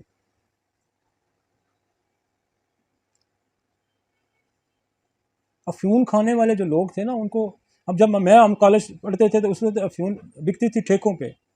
आपको गली महलों में अफ्यूनची नजर आते थे, यूं बैठा हुआ, थोड़ी सी अफ्यून खाता थोड़ा सीधा हो जाता था। अफ्यूनची देखे आपने? कभी नहीं देखे ना। हमने तो बहुत ऑब्जर्व किया भाई। मैं चर्सियों के पास बैठा रहता था, अफ्यूनचों के पास बैठा, हर नशे को हमने ऑब्जर्व किया हुआ। हर नशे को मैंने ऑब्जर्व किया हुआ। बाद दफ़ा मैं जागता हूँ, रात को निकलो तो ये हमारे लड़के छोटे छोटे जो हैं उस्मत बॉन्ड सूंघ रहे होते हैं, पेट्रोल सूंघ रहे होते हैं। तो डॉक्टर को तो हर चीज़ को ऑब्जर्व करना है। तो अफ्यूनची, पहले अफ्यून ठेके पे बिकती थी, बाकायदा उसका ठेका होता था और बिकती थी, क्योंकि लोग मरते थे, अफ्यून नहीं खाते थे, मर जाते थे।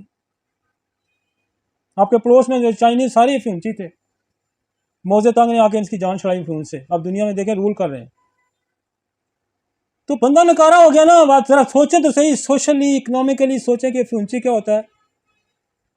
सोचें तो अफ्यूनची क्या कहता है, किसी काम का नहीं रहता। तो जो आर्गन किसी काम का नहीं रहा वो क्या है? वो ओपियम है। इस तरह से कोई नहीं दवाई समझाएगा। पर अफ्यून खा रही तो किसी काम का नहीं ना। सुस्त हो गया, बैठा हुआ, जगाओगे हाँ क्या हो गया। तो ये तसलसल है अफ्यून खाने का। नेक्स्ट,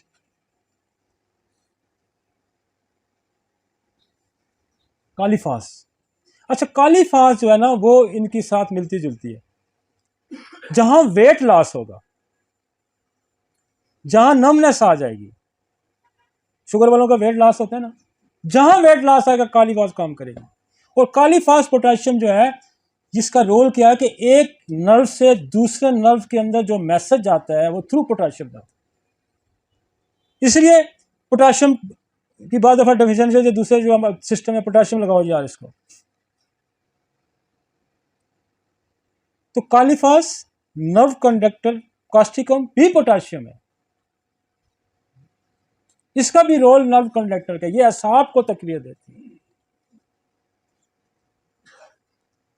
तो जिस मरीज के अंदर नमनेस आ जाएगी, जिस मरीज का वेट लॉस हो जाएगा, तो उसको हम कालीफास देंगे। यूरेनियम नाइट्रिकम, असल में मैं इसलिए साथ साथ आपको सारी चीजें, ताकि आपको थोड़ा थोड़ा शुगर का इलाज करें। दुनिया में का इलाज ही कोई नहीं, थोड़ा पढ़ना तो पड़ेगा। तो पढ़ना भी मैं एक दवाई की एक दो लेने ही पढ़ा रहा हूँ, ज्यादा तो पढ़ा नहीं रहा। मैं सारी एक कूजे में बंद करके तो नहीं दे रहा कि सारी डालो और काम करना शुरू कर देंगे, नहीं करती। मैंने जब नया क्लिनिक शुरू किया ना, बहुत पुरानी बात है, पहले साल की बात है, तो मैं सेक्स के मरीज बहुत आते हैं, तो मैंने सोचा यार कोई 15-20 कुछ 17 दवाइयाँ मैंने सेक्स की निकाली, एसिड फास, लाइकोपोडियम, क्लेडियम, फलानी फलानी फलानी। और मैं 2 उसके बनाए कंपाउंड, एक मैंने CM में बनाया और एक मैंने 1 में बनाया। एक का मैंने नंबर 1 लगाया और एक में नंबर 2 लगाया। बस खुदा ने मेरे हाथ से जो इस तरह के काम कराने नहीं थे ना, एक भी नहीं काम किया। 17 दवाइयाँ मैंने डाली CM की। मैंने कहा मैंने तो आज बम बना लिया है। तो भाई दवाई काम करेगी कॉजेटिव फैक्टर पे, वगरना नहीं काम करेगी। ये मेरी बात याद रखना। ये बम मैंने बड़े बड़े बनाए हैं, और बम बना बना के हम ना राय रास्ते आए हैं। जुस्तजू है ना, इसलिए मुझे कोई ये ना सिखाए कि ये बम बड़ा काम करता है। मुझे पता है बम क्या काम करता है। ये कुछ भी नहीं करता स्वाय अपने आप को धोखा देने के, स्वाय अपनी जात को धोखा देने के, या किसी की जात को धोखा देने। जो दवाई सिंगल रेमेडी करती है, दुनिया की कोई ताकत नहीं, वगरना आपसे बहुत अच्छे अच्छे कंपाउंड एलोपैथिक वालों ने बनाए, बहुत आगे हैं आपसे, बहुत एडवांस हैं। कंप्लीमेंट्री का तस्वर है, सुबह ये दवाई देती, दोपहर को ये देती, शाम को ये। कंप्लीमेंट्री का ऑर्गेनल में खुद देता था। ब्रायूनिया मैंने देखी है, उसके नुस्खों में लिखी है, नहीं मैंने ब्रायूनिया दे रहा, फिर रस्टॉक दे रहा है। कॉम्प्लीमेंट्री का 52 दवा का तस्वर है। एक दवा के बाद दूसरी, एक की लिमिट खत्म होती है तो दूसरी की शुरू हो जाती है। जैसे अकोनाट की लिमिट खत्म हो जाती है तो सल्फर की शुरू हो जाती है, सल्फर की खत्म हो जाती है तो ट्यूबरक्लोनियम शुरू हो जाती है, ट्यूबरक्लोनियम खत्म होती है तो सिप्लिनियम शुरू हो जाती है, सिप्लिनियम खत्म हो जाती है तो ओरोमेट शुरू हो जाती है, ओरोमेट खत्म हो जाती है तो एक्सरे शुरू हो जाती है, एक्सरे खत्म हो जाती है तो सोल शुरू हो जाती है। इसी तरह सांप की तरतीब है भाई, एक के बाद दूसरी काम करेगी। बात दफा आप कहते हैं ना, एक रिश्तेदार किसी को राजी करने के लिए भेजते हैं, कहते मोड़ आता है, फिर दूसरा बड़ा भेज देते हैं, राजी हो जाता है ना, पहले वाली गल उस नहीं मननी, फिर कहते हैं यार मैं खुद ही जाता हूँ शायद मान जाए, ऐसा होता है ना। एक दवा के बाद दूसरी दवा काम करेगी। हाँ, कुछ नेचुरल कंपाउंड्स हैं, नेचुरल कंपाउंड में आर्सेनिक सल्फलेट नेचुरल कंपाउंड है। काली के बेशादा है, काली फास है, काली सल्फ है, काली आर्स है, काली ब्रोम है, काली साइनाइट है। कलकेरिया को पढ़े तो मजा ही आ जाता है, कलकेरिया की फैमिली सारी आप पढ़े ना, कलकेरिया फास है, कलकेरिया सल्फ है, कलकेरिया कार्ब है, कलकेरिया फ्लोर है। तो ये गर्दान सीखे ना जरा।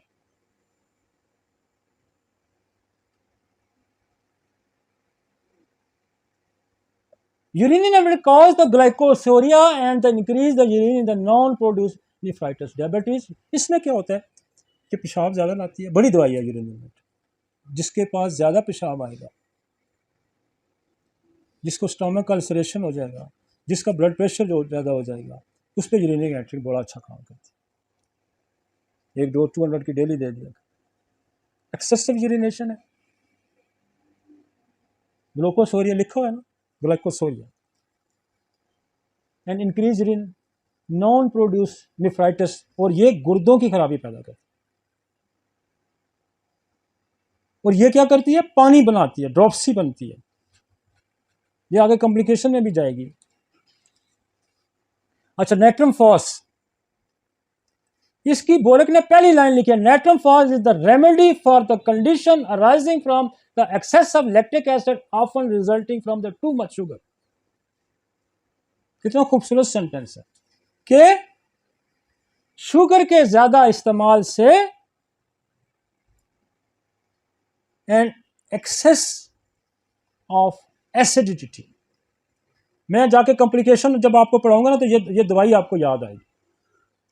कॉम्प्लिकेशन में एक आगे जाके हम पढ़ेंगे एसिडोसिस, जिसमें कीटोन जो है वो ज्यादा ब्रेक होकर ब्लड और यूरिन में आना शुरू हो जाए, जिसकी वजह से बॉडी के जो नॉर्मल फंक्शंस हैं उनको अल्कलाइन रिएक्शन की ज्यादा जरूरत है। पीएच लेवल जो है उनका 7 पॉइंट से थोड़ा ज्यादा होना चाहिए।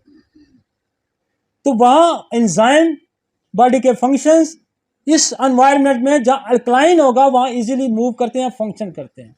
जहां एसिडिक रिएक्शन आ जाएगा, पीएच लेवल गिर जाएगा, तो एसिडिक रिएक्शन हो जाएगा। एसिडिक रिएक्शन होने में एंजाइम बाकी प्रोटीन मैदा बेहतर सर्वाइव नहीं करता। जब एसिडिक रिएक्शन होगा तो क्या होगा, कीटोन टूट के चले जाएंगे, तो फिर क्या होगा, एसिडोसिस हो जाएगा। तो ये क्या कह रहे हैं, with the excess of acidity, ये आपको एसिडोसिस में याद आएगा। ये एसिडोसिस में याद आएगा। नेट्रम सल्फ, नेट्रम फास का आगे समझ। नेट्रम सल्फ रिवर रेमेडी और साइकोटिक एंड डायबिटीज है। लिवर रेमेडी है, एक्सेस ऑफ वाटर इसके अंदर होता है बॉडी के अंदर, और ये फालतू पानी जो है ना वो उसको खराज करती है। बेसिकली ये लिवर रेमेडी है, एंटीसाइकोटिक है। और लिवर रेमेडी के साथ अगर शुगर आ जाएगी, साथ शुगर भी होगी, आप रेपर्टरी भी खोलेंगे ना, आप लिवर को खोलेंगे तो तब भी नेट्रम सल्फ आएगी। आप डायबिटीज में चले जाएंगे तब भी ब्लॉक लेटर की दवाई आएगी। तो क्या हो गया, psychotic, diabetic and involve liver, चाहे वो गॉल ब्लैडर इन्वॉल्व हो गया या लिवर इन्वॉल्व। मैं सारी नेट्रम सल्फ को तो नहीं पढ़ा रहा, मैं सिर्फ इस हद तक आपको, वैसे तो नेट्रम सल्फ बड़ी दवाई है इस हद। मैग्नीशियम सल्फ, अब ये देखें, ये सल्फ के साथ चल रही है, सल्फर के साथ। Diabetic large quantity of urine with the diabetes and gall stone भी आ जाएगा। नाइट्रम सल्फ में भी गॉल स्टोन है, इसमें भी गॉल स्टोन है। तो जहां शुगर का मरीज विद द गॉल स्टोन आपके पास प्रेजेंट करेगा तो फिर आपको नाइट्रम सल्फ की तरफ जाना है, फिर आपको मैग्नीशियम सल्फ की तरफ जाना है। आगे चलते। अब ये आप जब रेपर्टरी खोलेंगे, आप रेपर्टरी खोलें, उसको डायबिटिक का खोलेंगे तो ये सारी दवाइयाँ वहाँ लिखी हैं, लेकिन वो आपको ये नहीं बताएगा कि देनी कौन सी आपने। देने वाली मैं बता रहा हूँ आपको कि कहाँ कौन सी देनी है, कहाँ कौन सी देनी है। ऊपर ग्लिसरीनम आ गया, ग्लिसरीनम आ गया। अच्छा, ग्लिसरीनम जो है used homoeopathically, डायनामाइज्ड glycerine seem to act deeply and long, building up the tissues, hence of the great use in the marasmus, debility, mental and physically। ये जो स्ट्रक्चर तब्दीली आ जाती है, टूट फूट शुरू हो जाती है शुगर की वजह से, ये वहां इस्तेमाल होगी। डिस्ट्रक्टेड, हड्डियां कमजोर हो रही हैं, टिश्यू कमजोर हो रहे हैं, नर्व कमजोर हो रहे हैं, तो फिर कहाँ कौन सी यूज करेंगे हम? ग्लिसरीनम यूज करेंगे। मैंने उसको कहा कालीफास भी यूज करेंगे। कालीफास ये जिस्मानी स्ट्रक्चर की डिस्ट्रक्शन जब हो रही है तो फिर ग्लिसरीनम आ गया। एक और दवाई है फ्लोरोजीनम। फ्लोरोजीनम जो है ये बेसिकली क्लार्क ने इसको लिखा है,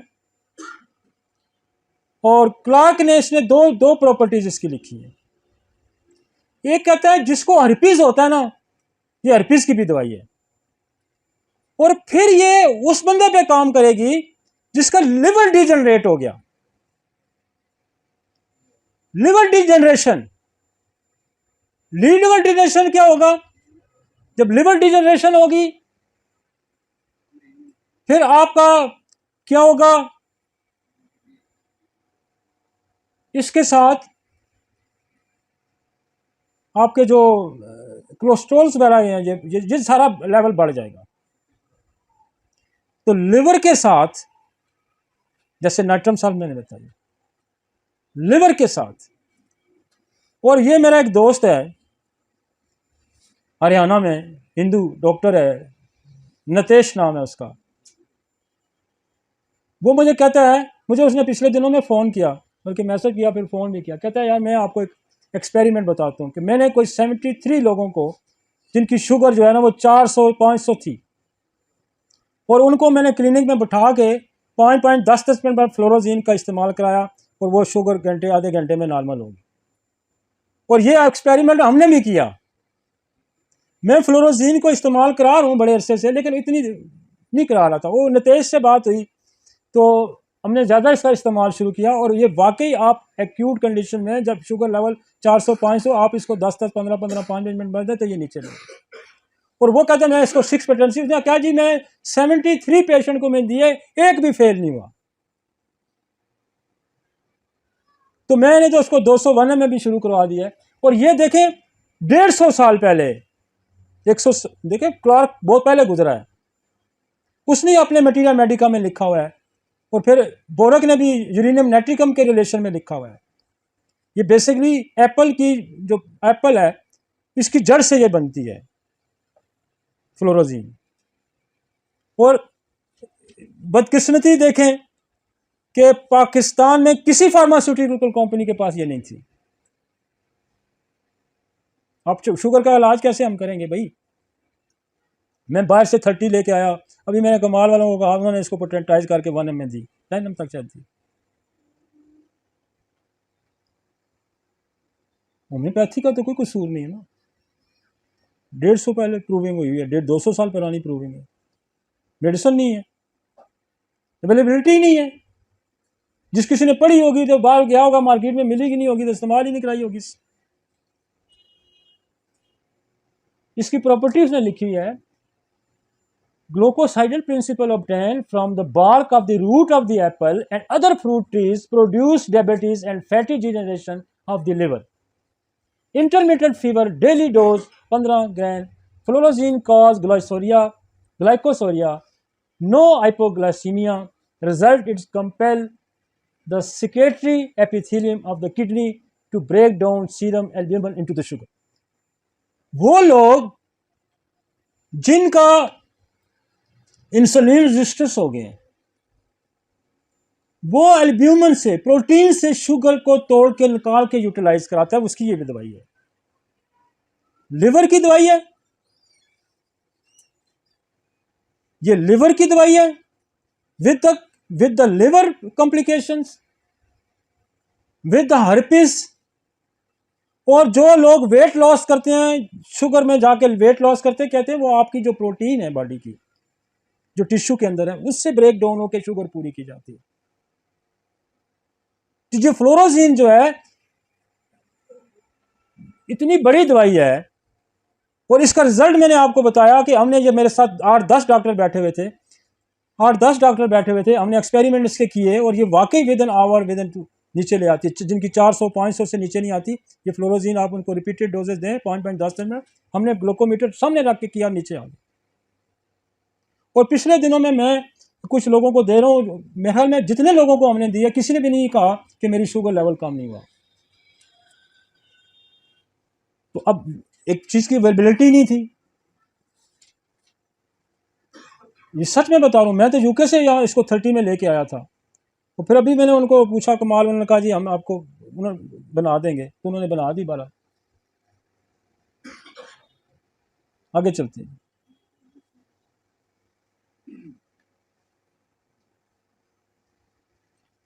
जितने भी आपको जो इंसुलिन रेजिस्टेंस वाले ना, टाइप 2 के जो लोग, टाइप 2 के लोगों को कहा यह जाता है कि चर्बी कम करें, ये फैटी डिजेनरेशन करता है लिवर के अंदर। फ्लोरोजीन,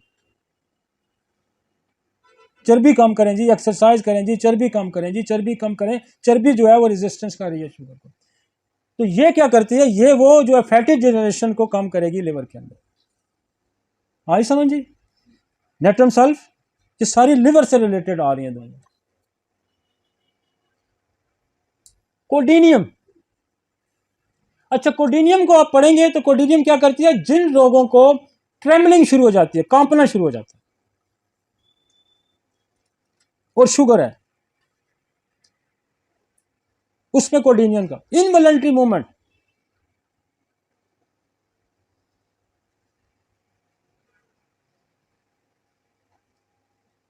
trembling of the whole body, involuntary twitching of the muscle, arm and lower limbs, itching with the feeling of warmth, numbness and pricking with the diabetes। आप समझ आए?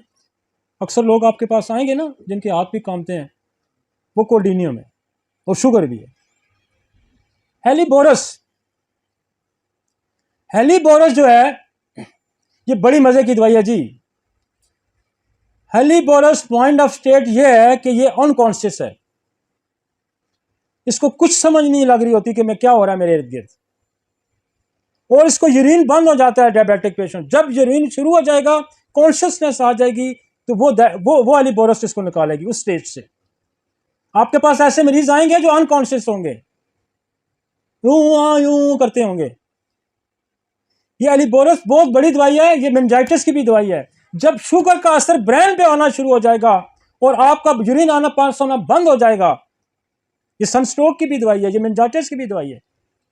लेकिन यहां हमने सिर्फ इतनी लिखी है कि unconsciousness, suppress urine, low state of volatility when diabetes affect aggressively.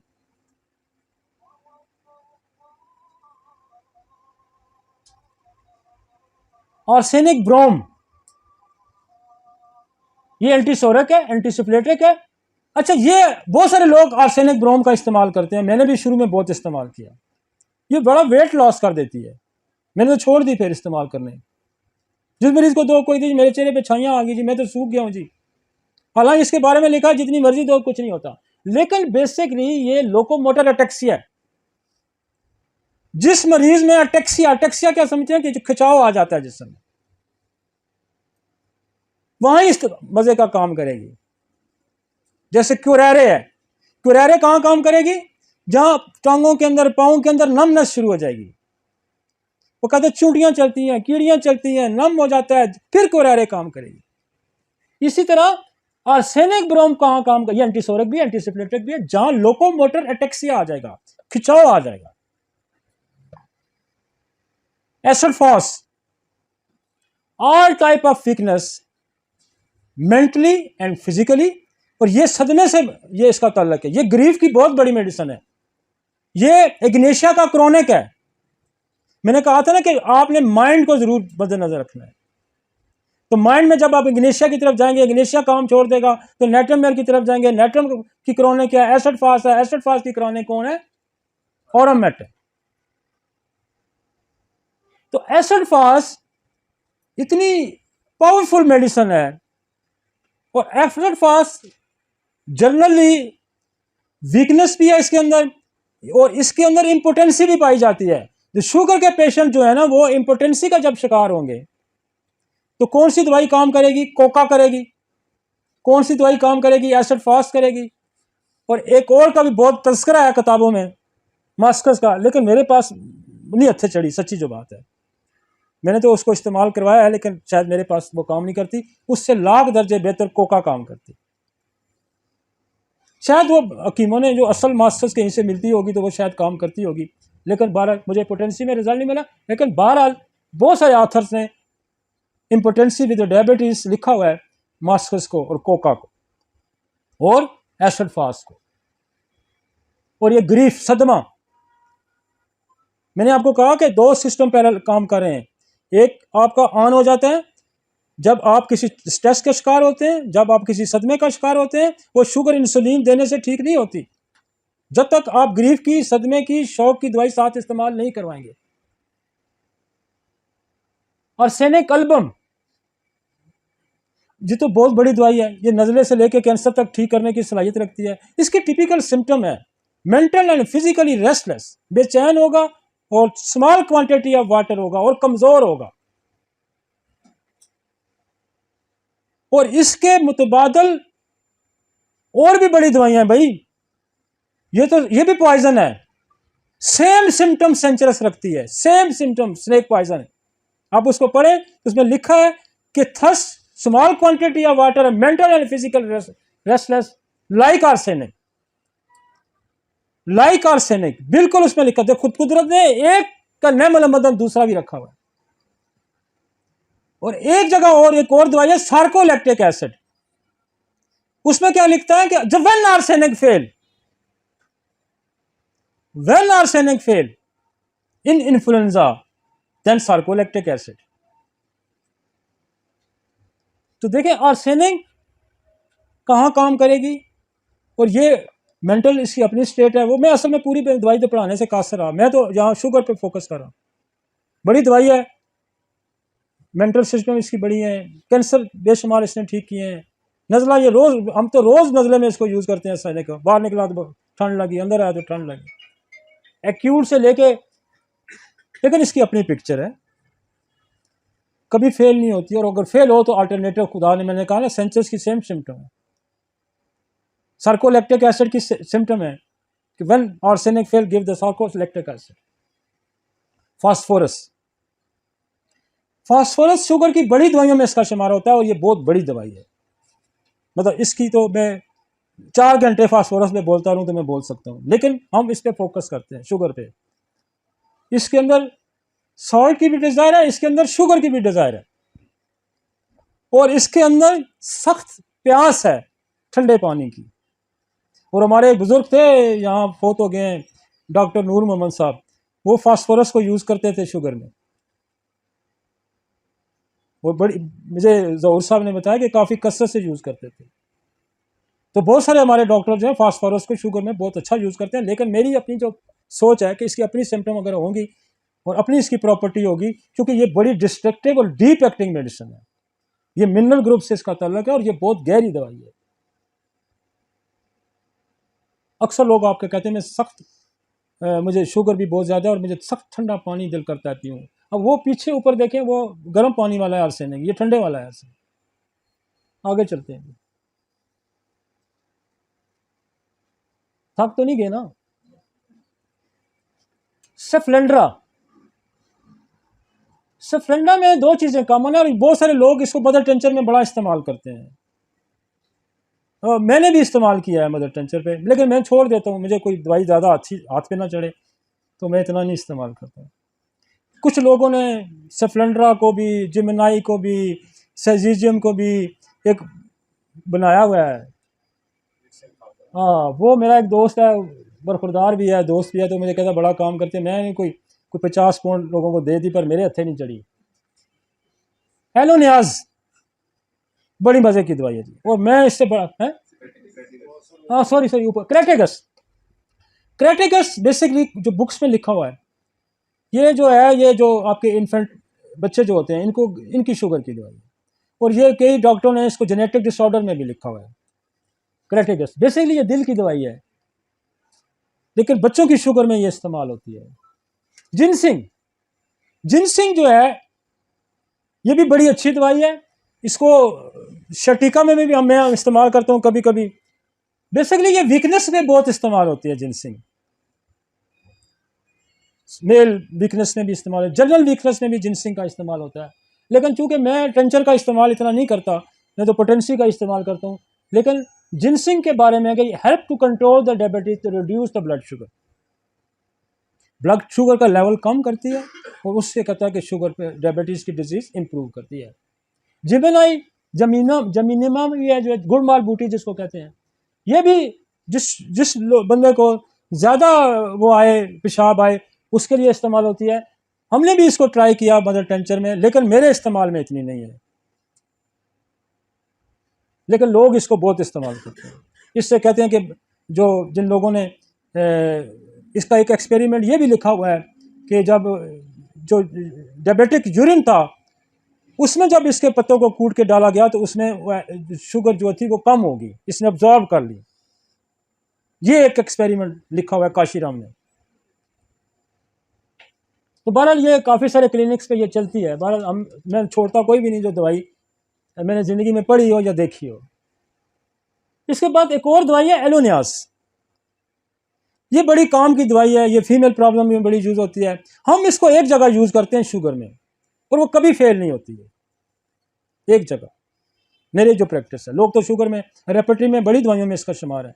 जहाँ एल्ब्यूमिन आएगी, जहाँ यूरिन में प्रोटीन आएगी ना, तो ये उसको ठीक करेगी। Protein with the causative factor of sugar, कमाल है इसका, ये कभी भी नहीं रहती। और मैं बाज़ केसेस में इतनी ज़्यादा प्रोटीन आती है, मैं 1 mg डेली भी दे देता हूँ। लेकिन जिन लोगों की शुगर है, उनको प्रोटीन या किडनी प्रॉब्लम हो रहा है, एलोनियाज आप आंखें बंद करके दें, बहुत मजा। ये मेरा एक्सपेरिमेंट है, ये मेरे अपने जो जितनी दवाई को मैंने समझा हुआ है, मैंने उतना ही आपको बताना है। तो ये आपको यहां कभी मायूस नहीं करेगी प्रोटीन में। और प्रोटीन कौन सी? शुगर की वजह से। अगेन आगे आ जाएगी lycopodium. This is the constitutional remedy. ये साख्ती दवाई है, ये मजाजी दवाई है, इससे आप कोई भी काम ले सकते हैं। लेकिन ये शुगर में कहाँ इस्तेमाल होगी? With the liver. इसकी अपनी टिपिकल डिजायर फॉर शुगर इसमें ज़्यादा पाई जाती है, जैसे अर्जेंटो में होती है, जैसे फास्फोरस में होती है, जैसे सल्फर में होती है।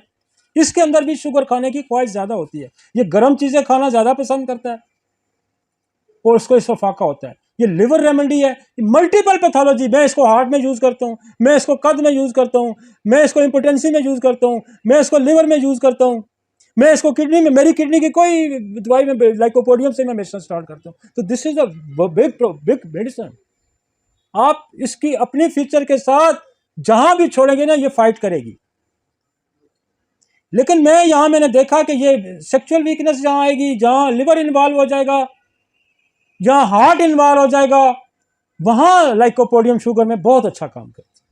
और इसकी गैस्ट्रिक की सिम्टम बड़ी है। इसकी तो टिपिकल, हमारा एक दोस्त है उस्मान, वो तो इसको बड़ा, उसने एक पिक्चर बनाई हुई है कि जिन बंदों के पेट थोड़े से यूं बाहर आए होते हैं और कलर शलर काफ शफ लगा के बैठे होते हैं, है जो खास करके ज़मींदार टाइप लोग जो होते हैं, कल्फ और लगाना और थोड़ा ईगो वाला होता है ये प्लाटिनम की तरह। तो कुछ लोगों ने बड़ी डिफ़िकल्ट पिक्चर, बड़ी बड़ी मज़े की पिक्चर लोगों ने दवाइयों की बनाई होती हैं। मुझे इस चीज़ से कोई इनकार नहीं कि आप दवाई कहाँ से और कहाँ से किस तरह सेलेक्ट करते हैं। मुझे इस चीज़ से ज़रूर इख्तलाफ है और इख्तलाफ यह है कि आप बीमारी को ज़रूर समझें। आप चाहे इलाज सवा से करें, लेकिन यार देखें, शुगर का जो मैकेनिज्म है, मेटाबॉलिक सिस्टम है, अगर आप उसको नहीं समझते तो आप शुगर का इलाज नहीं कर सकते। भाई शुगर में एक एलिमेंट है ना इंसुलिन का, जो जिसको डिक्रीज करता है। भाई 4 तो और चीजें हैं जो उसको इंक्रीज करती है, जो खुदा ने इसका पहलू निज़ाम बनाया, आप उसको भी तो समझें, उसको भी तो समझें। अक्सर आपने सोचा गम लगा तो शुगर होगी, ये सुना है ना आपने। तो गम को मैं कहां छोड़ू? गम क्या करता है? ग्लूकोकॉर्न रिलीज करा देता है। गम क्या करता है? रिलीज से कॉर्टिसोल, एपिनेफ्रीन रिलीज करा लेता है। वो क्या करेगी? एपिनेफ्रीन रिलीज होगी तो क्या करेगी? जहां जहां शुगर पड़ी उठा के ब्लड में ले आएगी। एक ही घर के अंदर एक पेंक्रिया, एक ही घर है, उसके अंदर 2 सेल हैं, एक बीटा और अल्फा। एक शुगर बढ़ा रहा है और दूसरा शुगर को कम कर रहा है। तो इस मैकेनिज्म को समझे बगैर हम शुगर को कैसे ठीक कर सकते हैं? फिर एक और कानून भी है, इन चाजों के समझने के बावजूद आपके साथ खुदा की मदद भी होनी चाहिए। बड़े बड़े होशियार लोग मैंने सड़कों पे मांगते देखे हैं। ये जो साइंस है ना, ये जो इंसानी साइंस है ना, ये इंसानी साइंस खुदा के करीब रहने से आती है, वैसे नहीं आती। अगर आपको आ भी गई ना तो उसने काम कोई नहीं करना, क्योंकि आप इधर उधर की मारेंगे, फाउल प्ले करेंगे। जैसे ऑटोम्यून में मैंने बताया क्या होता है कि आपका अपना ही जिस्म का निज़ाम आपके खिलाफ इस्तेमाल होना चाहिए, क्योंकि खुदा की मदद ही शामिल नहीं है। आयरस वर्सिकुलर, ये भी डॉक्टर नूर मोहम्मद यूज करता था, आयरस वर्सिकुलर। ये उनके करीबी शागिर्द जहाँ एक बैठे हुए मेरे पास, रजाक साहब। तो ये बेसिकली पेंक्रियाटिक जूस जो है ना, पेंक्रिया की जो प्रोडक्ट है, पेंक्रिया की एक प्रोडक्ट ये नहीं है कि वो उसने बीटा सेल बनाना है या उसने अल्फा सेल बनाना है, उसने ग्लूकोगोन बनाना है या उसने इंसुलिन। पेंक्रियाटिक जूस भी है, बहुत सारे एंजाइम वहां बनते हैं, आपका माइलेज बनता है, लाइपेज बनता है, और पेंक्रियाटिक जूस जो है वो भी आपके डाइजेस्टिव अमल में उसका बड़ा रोल है। आयरस वर्सिकुलर का रोल है कि all gland of the body की सिक्रीशन को इंक्रीज करा देता है। अब समझ आई आपको कि आयरस वर्सिकुलर शुगर में कहां होगा? कि जब आपको पेंक्रियाटिक जूस के इंक्रीज करने की जरूरत है, और ये शुगर की बड़ी दवाइयों में रेपर्टरी में इसका शुमार आता है। लेकिन जब आपने कोई प्रोडक्ट इंक्रीज करानी है ग्लैंड की प्रोडक्ट को, तो फिर आप आयरस वर्सिकुलर को समझें। Lactic acid, diabetes with rheumatism, great lactic acid जो है ये आपके जो मसल्स के अंदर होता है, और ये मसल्स को स्ट्रेंथ प्रोवाइड करता है, ये टूट के जब बाहर आ जाता है। लैक्टिक एसिड बेसिकली वीकनेस पैदा करता है।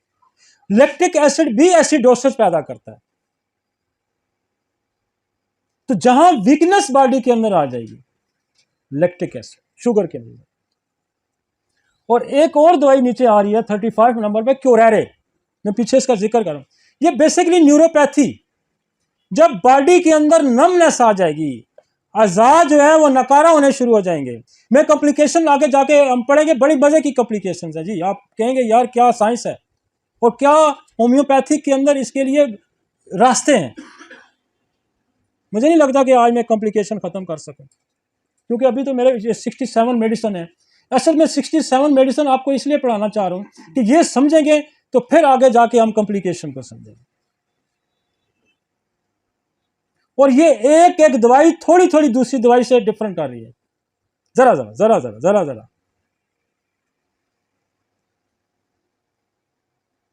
क्योरेरे नमनेस, न्यूरोपैथी, एक ही दवाई रेपर्टरी में लिखी हुई है भाई साहब, आप पढ़ें जाके, एक ही दवाई लिखी हुई है न्यूरोपैथी के लिए, क्योरेरे। और ये क्योरेरे है क्या पता है? ये पॉइजन है। ये पहले जमाने में तीर के आगे ये लगाया जाता था और फिर तीर छोड़ा जाता था। ये क्योरेरे तीरों की नोक पे लगाया जाता था, और जंग में ये जब इस्तेमाल होता था तो ये बंदे को मारता था। अब इसकी प्रॉपर्टी जरा देखें, गौर फरमाएं।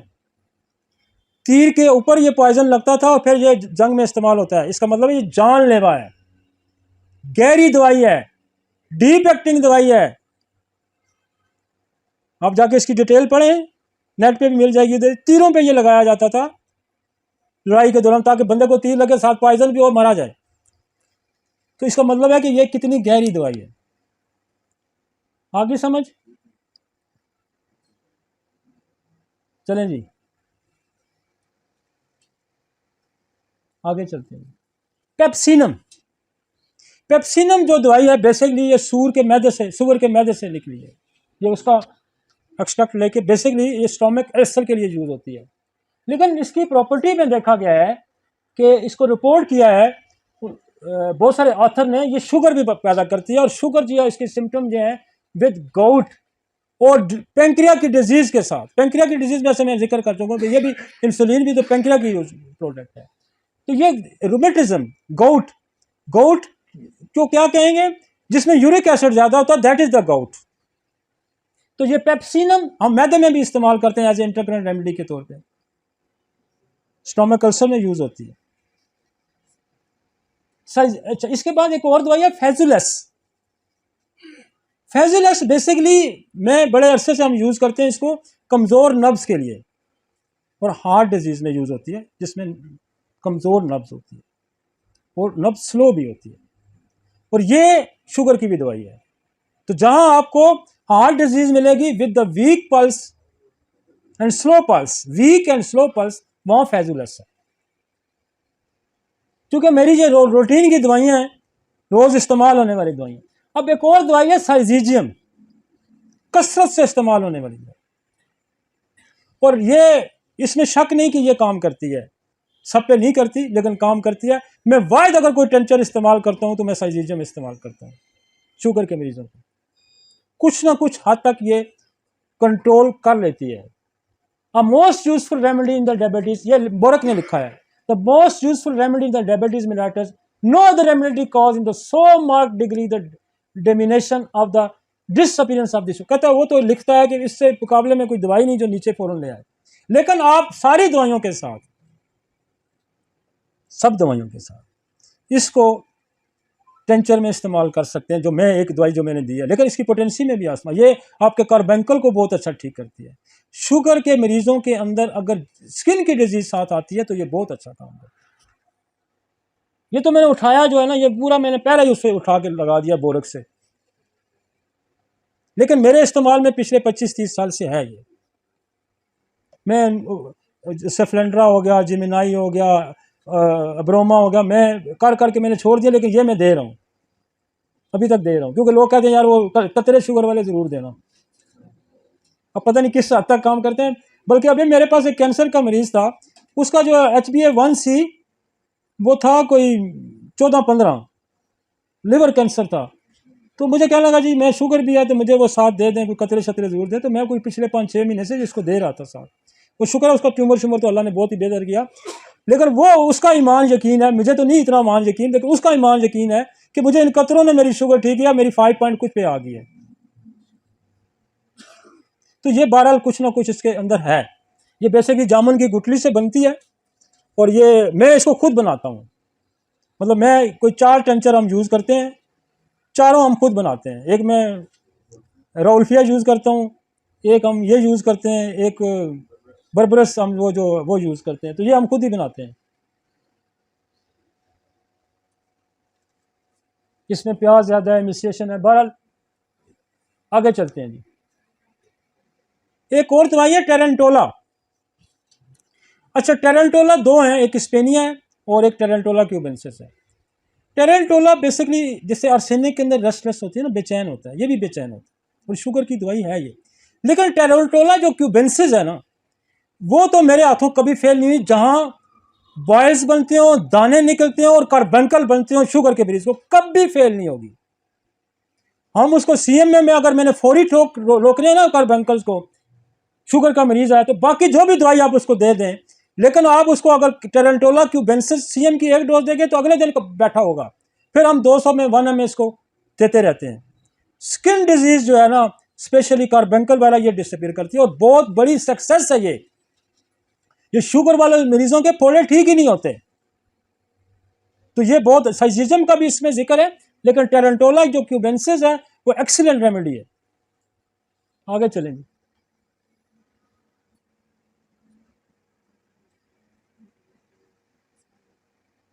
आगे चले ना, आ गया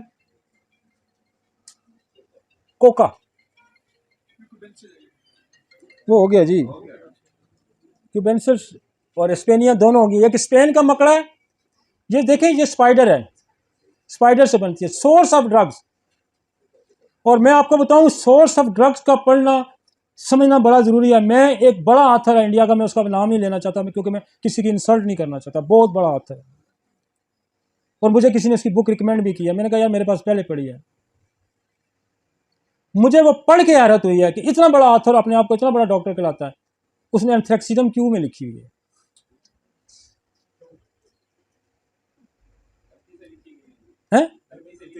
गलती से नहीं होता, वो लिखी हुई है, और एंथ्रेक्सिडम क्यों में उसने इल इफेक्ट में लिखी हुई है। तो बहरहाल मतलब ये है कि सोर्स ऑफ ड्रग्स का पता होना जरूरी है। मैं जो मुझे समझ है सोर्स में साथ साथ बताई इसलिए जा रहा हूँ कि कभी भी पॉइजन ग्रुप से, कभी भी ये स्पाइडर जो ग्रुप है, कभी जो स्नेक पॉइजन है, इनमें लो पोटेंसी से इजतनाब करें। और इनको अगर लो पोटेंसी कोई बंदा इस्तेमाल भी कराना चाहता है तो वो कोई बहुत ही बड़ा एक्सपर्ट बंदा इस्तेमाल कराए। ये जो आम हमारे डॉक्टर नए नए बन के आते हैं, इनको कभी भी मदर टेंचर का इस्तेमाल नहीं करना चाहिए। उसकी वजह उसको सोर्स ऑफ ड्रग्स का नहीं पता, और वो 1x 2x अगर देता है तो नियर टू मदर टेंचर है, और प्योर पॉइजन इसको समझे। कोका का मैं जिक्र कर चुका हूं, ये बड़ी वैसे ये भी मजे की काम। कोका के बारे में भी मेरी विटनेस है, गवाही है कि ये भी शुगर के उन लोगों को जिनके अंदर इम्पोर्टेंसी है बड़े मजे की काम करती है। और मुझे एक जगह और इसका बड़ा मजा आता है कि जहां आपकी आवाज बैठ सकती है, जहां गला बैठ जाता है। बल्कि ये बड़ी हिस्ट्री है। मैं तो डॉक्टर तारक और हमारे काफ़ी सारे दोस्त, हम यहाँ एक दफ़ा बैठे हुए थे लियाकत बाग, हमारी आदत थी रात को जाके बैठ खाना छाना खाने की। तो वहाँ एक आर्टिस्ट है बड़ा मशहूर, खालिद अब्बास डार, वो आगे बैठे, वो साथ वाले टेबल पे वो बैठे हुए थे, वो ड्रामा श्रामा कर रहे थे। वहाँ से करके लियाकत बात, हमें वैसे ही उन्होंने कहा आप कौन है, हमने कहा जी हम डॉक्टर हैं। कहते केड़े डॉक्टर हो तुसी? असी क्या यार, हम कहता होम्योपैथी का तो मैं बड़ा फ़ैन हूँ। फ़ैन में इसलिए हूँ कि मैं यहाँ लियाकत हाल में ड्रामा कर रहा था, तो मेरी आवाज़ मैंने करना था, तो मेरी आवाज़ बैठ गई। आवाज़ बैठ गई तो मेरे उन्होंने जनाब कोई सेंटर स्टाल लेके उन्होंने मुंह में पट्टी लगा दी। अब मैं ड्रामे के मैंने पैसे पकड़े हुए हैं, मैं तो बड़ा फंस गया, करूँ तो क्या। कहता है एक बंदा हमारे पास वहाँ कोई था, गार्ड था, कोई चपरासी था वहाँ थिएटर के में, उसने कहा मैं तुम्हें एक जगह लेके जाता हूँ, तुम ठीक हो जाओगे। वो कहता उसने मुझे वहाँ से रक्शे पे बिठाया हो, तो वो ले गया बोर्ड बाजार, तो वहाँ ले गया, डॉक्टर नूर मोहम्मद साहब बैठे हुए थे कहीं। तो कहते वो बाबा से सफ़ेद दाढ़ी वाला था, उसने जनाब मेरे मुंह से ना वो टेप उतार के ना परे फेंकी, तो आवाज़ दी कोका सीएम में ले आओ भाई। तो कहता मैं कोका सीएम की एक डोज ने मेरे मुंह में, कहता जाओ आप बोलो। कहता मैंने जाके थिएटर किया।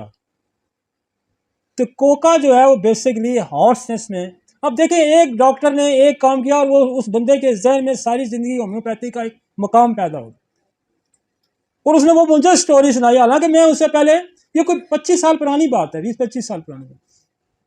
मैं आवाज़ बैठने में मैं बहुत ज़्यादा यूज़ करता हूँ कास्टिकम को, मैं अर्जेंटम मेट को यूज़ करता हूँ, मैं आरम ट्राइफोलियम को यूज़ करता हूँ। मैंने उस दिन से कोका शुरू की, मुझे दूसरी दवाई की ज़रूरत नहीं पड़ती।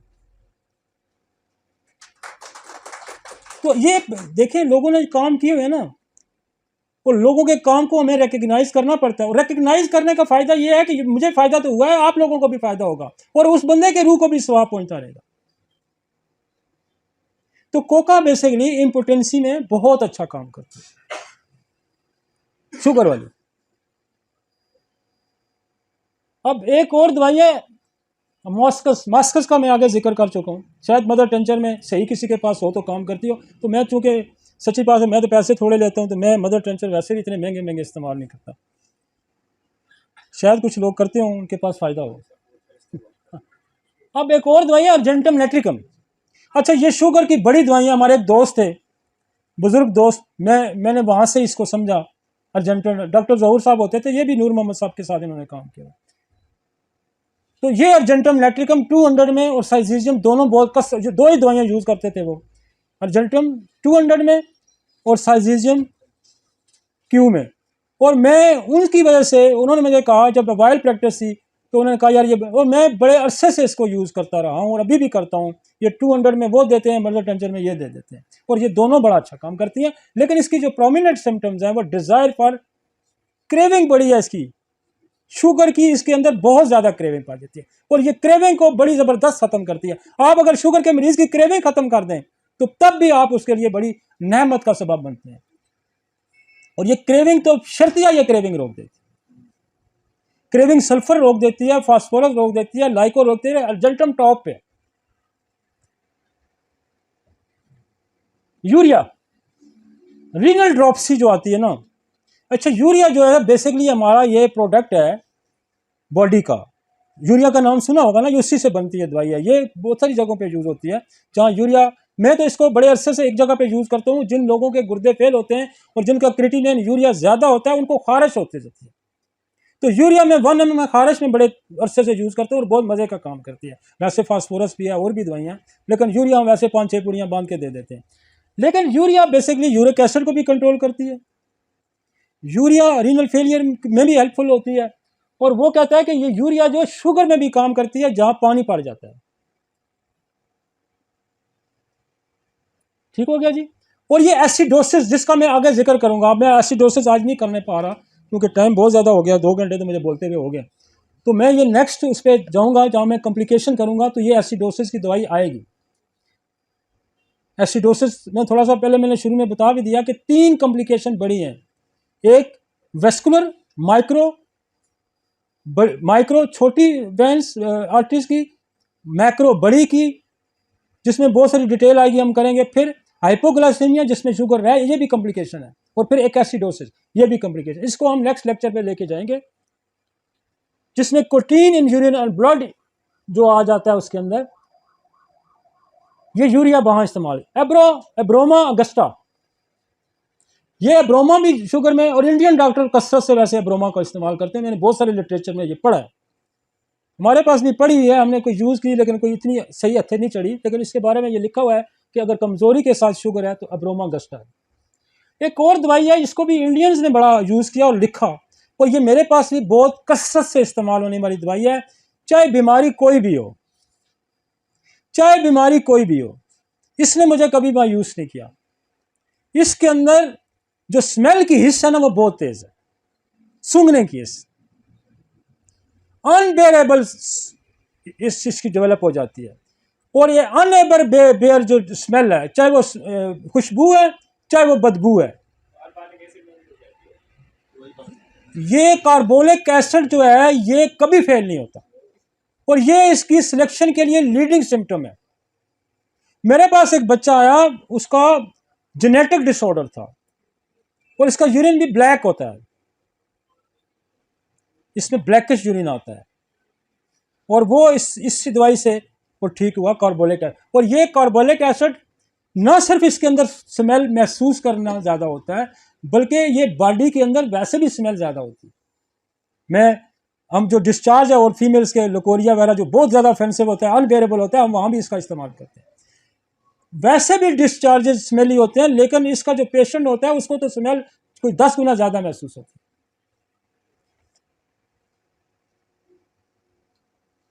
नेट्रोम्योर, मैं एक दो लेने, ज़्यादा नहीं पढ़ा रहा, पूरी दवाई नहीं, एक दो लेने शुगर के से वाबस्ता। नेट्रोम्योर बड़ी पॉलीक्रेस्ट दवाई है, और ये जो डायबिटीज इंस्पाइडस है ये उसमें भी इस्तेमाल होने वाली। असल में नेट्रोम्योर को जरा गौर से समझने की जरूरत है। नेट्रोम्योर में 4 अलामात बड़ी आम है, अलामात जो लोग अलामात से इलाज करते हैं, लेकिन साइंटिफिक अप्रोच अलग है। बेशुमार लोग इन 4 अलामात पे कैंसर का भी इलाज करते हैं, हर चीज का इलाज करते हैं। क्या? हीट से एग्रीवेशन, धूप बर्दाश्त नहीं होगी, गर्मी बर्दाश्त नहीं, नेट्रोम्योर का सर दर्द, प्यास, कब्ज, ये 4 अलामात कई डॉक्टरों ने रटी हुई हैं पक्की, और इन्हीं चारों के पीछे उनको इलाज करते हैं। ये बेसिकली बहुत सारे मटीरियल मेडिकल में लिखे हैं, आबद ने बड़े अच्छी उसको लिखी हैं, जो सरगोदे वाला हमारा दोस्त है डॉक्टर उस्मान, उसको वो भी बड़ा कसरत से इसी पे इस्तेमाल करते हैं, और ये इस्तेमाल होती हैं। मतलब ये, लेकिन इसकी पैथोलॉजी अगर आप जानें, पैथोलॉजी इसकी ये है कि जो आपका खाने का नीमक है, ये बेसिकली इसकी अगर पैथोफिजियोलॉजी समझें तो ये खाने का नमक जो है ये पानी का कैरियर, इसको कहते हैं अंग्रेजी में ऑस्मोसिस। बॉडी के अंदर पानी को रेगुलेट करने का जरिया एक जो मॉलिक्यूल जाएगा पीछे पानी ले लेके जाएगा। अब देख लें कि वो सिम्टम जिन्होंने पकड़ी हैं वो भी अपनी जगह बड़े सच्चे हैं, और जिन्होंने साइंटिफिक ग्रोथ पे काम किया वो भी बड़े सच्चे हैं कि नमक जो है वो बेशक कम ही हो जाएगी तो बॉडी के अंदर पानी की कमी हो जाएगी। अब पानी की कमी जब बॉडी की हो जाएगी तो उसको गर्मी बुरी लगेगी, जब गर्मी बुरी लगेगी तो उसको गर्मी से सर दर्द भी होगा। अब पानी की कमी जाएगी तो कब्ज भी हो जाएगी, और फिर नमक की कमी हो जाएगी तो बॉडी में नमक की डिजायर भी बढ़ जाएगी। तो आप इसको दोनों एंगल से समझना चाहें तो समझ जाएं, चाहे आपको ऑस्मोसिस प्रोसेस को समझें और चाहे आप इसकी चार मोटी अलामात को समझें, कहानी वहीं जाके खत्म होती है। और ये इसका काम यह है कि नाइट्रियम मेयर पानी को जिस्म के अंदर रिटेन करना, रोकना, और पोटाशियम को एक्सक्रीट कराना। समझ आ गई? पोटाशियम बढ़ जाएगा तो क्या होगा, दिल मसले में पड़ जाएगा।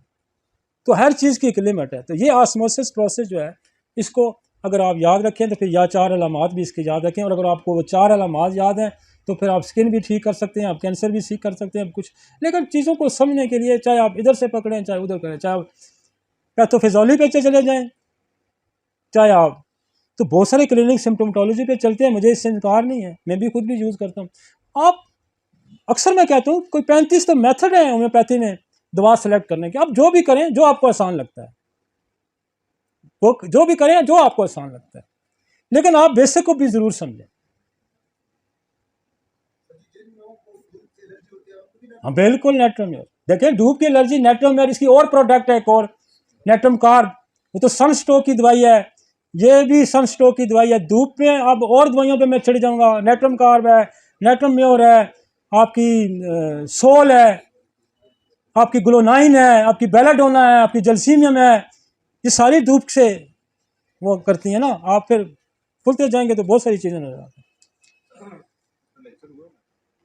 हाँ, मेरा नेट्रम मेयर पे स्पेशल एक लेक्चर भी, आगे चलेंगे, टाइम बहुत हो गया है। कॉम्प्लिकेशन बाद में करेंगे, ये ख़त्म कर लूँ, थोड़ी सी दवाइयाँ रह गई। इग्नेशिया, इग्नेशिया बेसिकली मैंने आपको कहा ना, जहाँ सदमा होगा वो साथ जरूर देनी पड़ेगी, इसको मैं बयान कर चुका हूँ। स्टेफिसाइगेरिया डिप्रेशन सप्रेशन, थूजा एंटीसाइकोटिक है, और जहाँ वैक्सीन का इस्तेमाल होगा थूजा का इस्तेमाल होगा, दो जगह पे। एंटीसाइकोटिक पेशेंट होगा और शुगर का मरीज आसानी से पहचाना जाता है, मस्से होंगे, वार्ड्स होंगे, साइकोटिक है, और साथ वैक्सीनेटेड है तो थूजा, और वैक्सीनेटेड तो ऑल ओवर वर्ल्ड, आप सारी दुनिया है। इकोजीटम, ये बहुत बड़ी दवाई है शुगर की, और मैं आपको बताऊं, मैं एक केस रिपोर्ट करता हूँ आपसे। मेरे पास एक खातून आई, बच्ची आई, उसकी उम्र थी कोई 20-22 साल,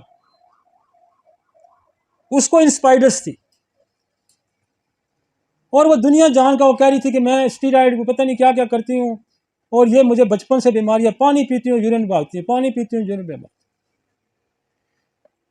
ये पिछले साल की बात है। मैंने उसको मियाज़मेटिक कार्सिनोसम ट्यूबर में डोरिनम की एक डोज इकोजीटम दी, 1 महीने की दवाई नहीं आई, फिर बाद 6 महीने बाद मेरे पास आई, फैसलाबाद से आई थी। तो मैंने जब उसका के नुस्खा देखा, मैंने कहा यार तू 6 महीने बाद आई है, कहती 6 महीने ठीक रही हूँ। इकोजीटम, इसकी जो खास पहचान है वो फ्रीक्वेंसी ऑफ यूरिनेशन, आपको पता है बेड वेटिंग में इस्तेमाल होती है, ये गोनोरिया में इस्तेमाल होती है, ये प्रोस्टेट में इस्तेमाल होती है, जहाँ फ्रीक्वेंसी ऑफ यूरिनेशन होगी। और ये आप डायबिटीज इंस्पाइडस का आप चैप्टर खोलेंगे रेप्टी में तो ब्लॉक लेटर की दवाई है। बोवेस्टा, अगेन द बोवेस्टा, मेरे पास इसका बड़ा बोवेस्टा हम बहुत यूज़ करते हैं, मैं 2 जगह तो बहुत ही कसरत से यूज़ करता हूँ। एक इंटरमीडिएट जो दरमियान में जो मेंसेस आ जाते हैं 15 दिन बाद, उसमें हम ज़्यादा यूज़ करते हैं।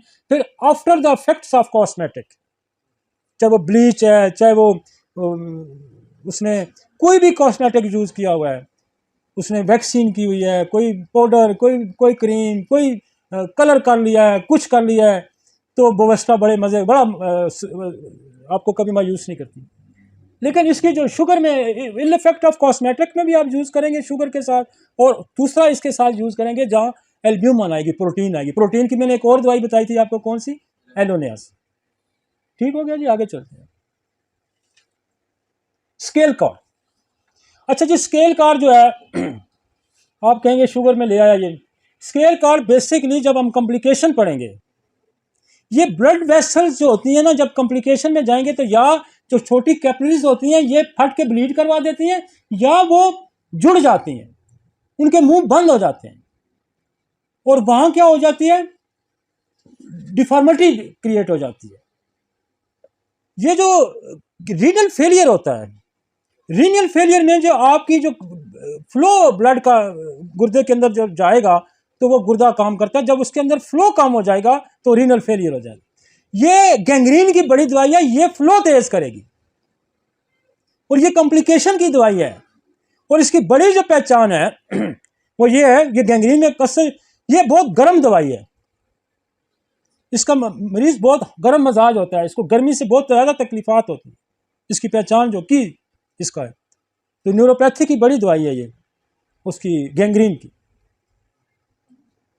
और अभी मैंने कुछ मैंने भी यूज़ किया है, हमारा डॉक्टर उस्मान भी इसको रीनल फेलियर में यूज़ करते हैं, डायबिटिक न्यूरो फेलियर में, बड़ा रीनल फेलियर में इस्तेमाल होती है। आगे चलते हैं जी। सिलिशिया। सिलिशिया अगेंस्ट कॉन्स्टिट्यूशनल रेमेडी है, सख्ती दवा है, और मेरे पास ये शुगर में बहुत कसरत से इस्तेमाल होती है, डायबिटिक फुट में, गैंग्रीन। एंथ्रेक्सिनम। एंथ्रेक्सिनम का भी हमारा कसरत से इस्तेमाल है। कहाँ? जहाँ मैं टेनेंटोला क्यूबेंसिस का इस्तेमाल करता हूँ, जहाँ शुगर की वजह से फोड़े फिंसियाँ बनते हैं, वहाँ एंथ्रेक्सिनम काम करेगी। जहाँ डायबिटिक फुट होगा वहाँ एंथ्रेक्सिनम काम करेगी। और ग्रेफाइट, ये भी स्किन डिजीज के साथ अगर शुगर आएगी तो ग्रेफाइट, और ग्रेफाइट के बगैर आप स्किन डिजीज को ठीक भी नहीं कर सकते। मेरा इस पे लेक्चर है कोई 3 घंटे का ग्रेफाइटिस में, और मेरे कसरत से हम सोराइसिस वगैरह में ग्रेफाइट्स को कसरत से इस्तेमाल। Lachesis, again the nephropathy. मैं आपको एक और केस रिपोर्ट करता हूं। मेरे पास एक केस आया कश्मीर से, उसके गुर्दे फेल हो गए। और गुर्दे फेल क्या होता है कि वहां ब्लड सप्लाई खत्म होगी। गुर्दे फेल में 2 काम है ना, ब्लड सप्लाई खत्म होगी या गुर्दे जो फिल्ट्रेशन का उसका सिस्टम है वो तबाह हो गया। जब हिस्ट्री ली तो पता चला इसको सांप ने काटा था। रीनल फेलियर था एक्सट्रीम लेवल का, और वो कश्मीर से आया, उसका डायलिसिस होने वाला था। उन्होंने कहा जी कि इसका अगर 300 कुछ यूरिया था, क्रिएटिनिन को 15-16 पे पहुंचा हुआ था।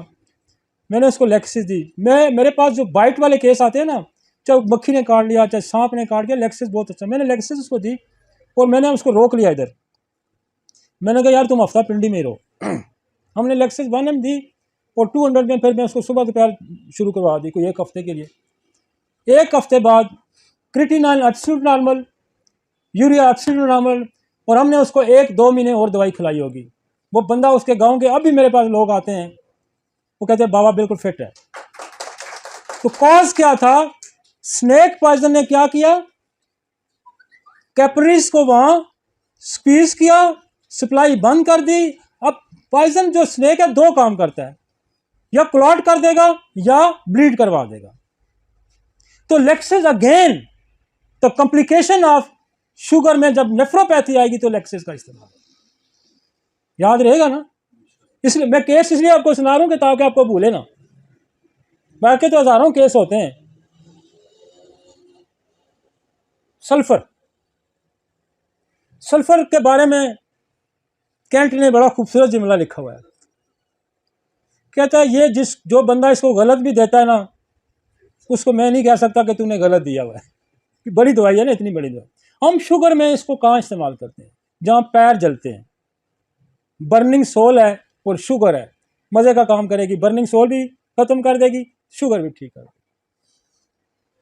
कलकेरिया कार्ब इसके बिल्कुल ही उलट है।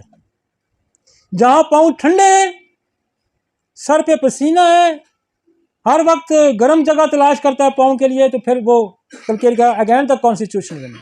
सल्फर भी कॉन्स्टिट्यूशनल है और ये भी कॉन्स्टिट्यूशनल है। दोनों आपको याद रहेंगी, एक दूसरे का उल्ट पुल्ट है। कई डॉक्टरों ने यह भी लिखा है कि ये बर्निंग सोल भी पैदा करती है, लेकिन ज़्यादातर जो है ये पाँव इसके ठंडे रहते हैं।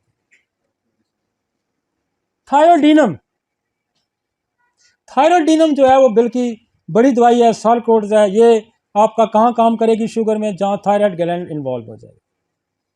आपका थायराइड ग्लैंड का बड़ा रोल है, ये आपकी बॉडी का बहुत सारा जो मेटाबॉलिक सिस्टम है उसको कंट्रोल करता है। इसका डिटेल लेक्चर मेरा आपका पास है, लेकिन the shortcut with the relate of the thyroid gland, तो फिर आपको थायराइडीनम है।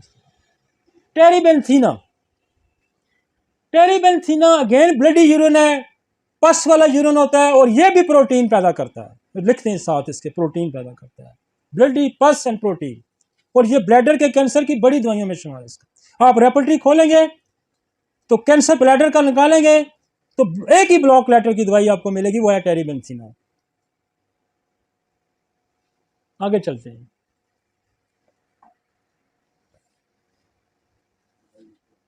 पिट्यूटरी ग्लैंड, ये अगेन सार्कोड है, और बेशुमार हमारे जो बॉडी के फंक्शंस हैं वो उसका चैनल क्या है, DNA, epithalamus, pituitary, thyroid, ovary, बाकी जितने भी हैं ना, वहाँ से हार्मोन पहले रिलीज होते हैं और स्टिमुलेट होते हैं।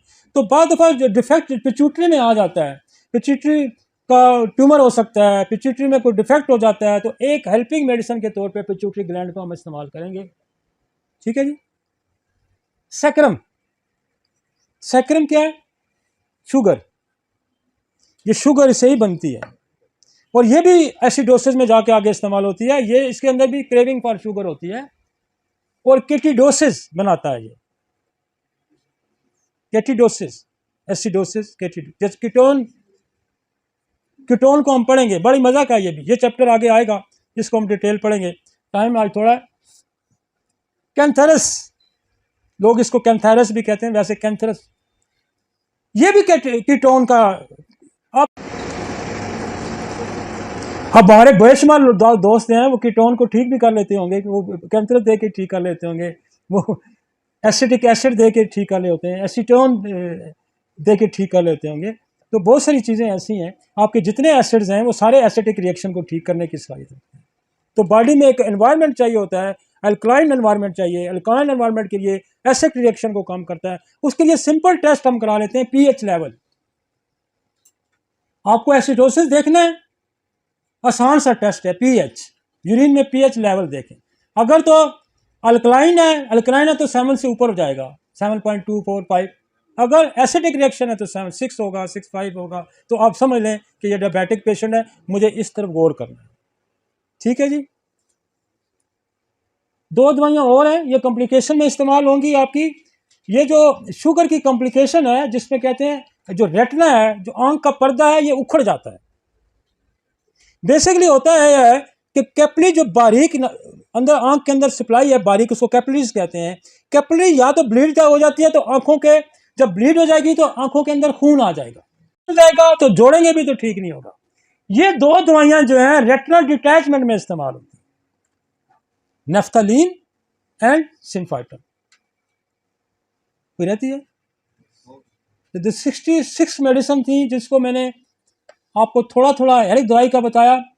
इलाज की गर्ज से मैंने आपको ये बताया था कि जब एक शुगर का कोई मरीज़ आएगा तो ये आप कुछ ज़हन में रखें कि इसके ख़ानदान में कोई ना कोई मसला ज़रूर होगा, जिसकी वजह से शुगर होगी, तो उसको कार्सिनोसम देना मत भूलें। ठीक है। फिर मैंने जेनेटिक डिसऑर्डर देखे थे, वो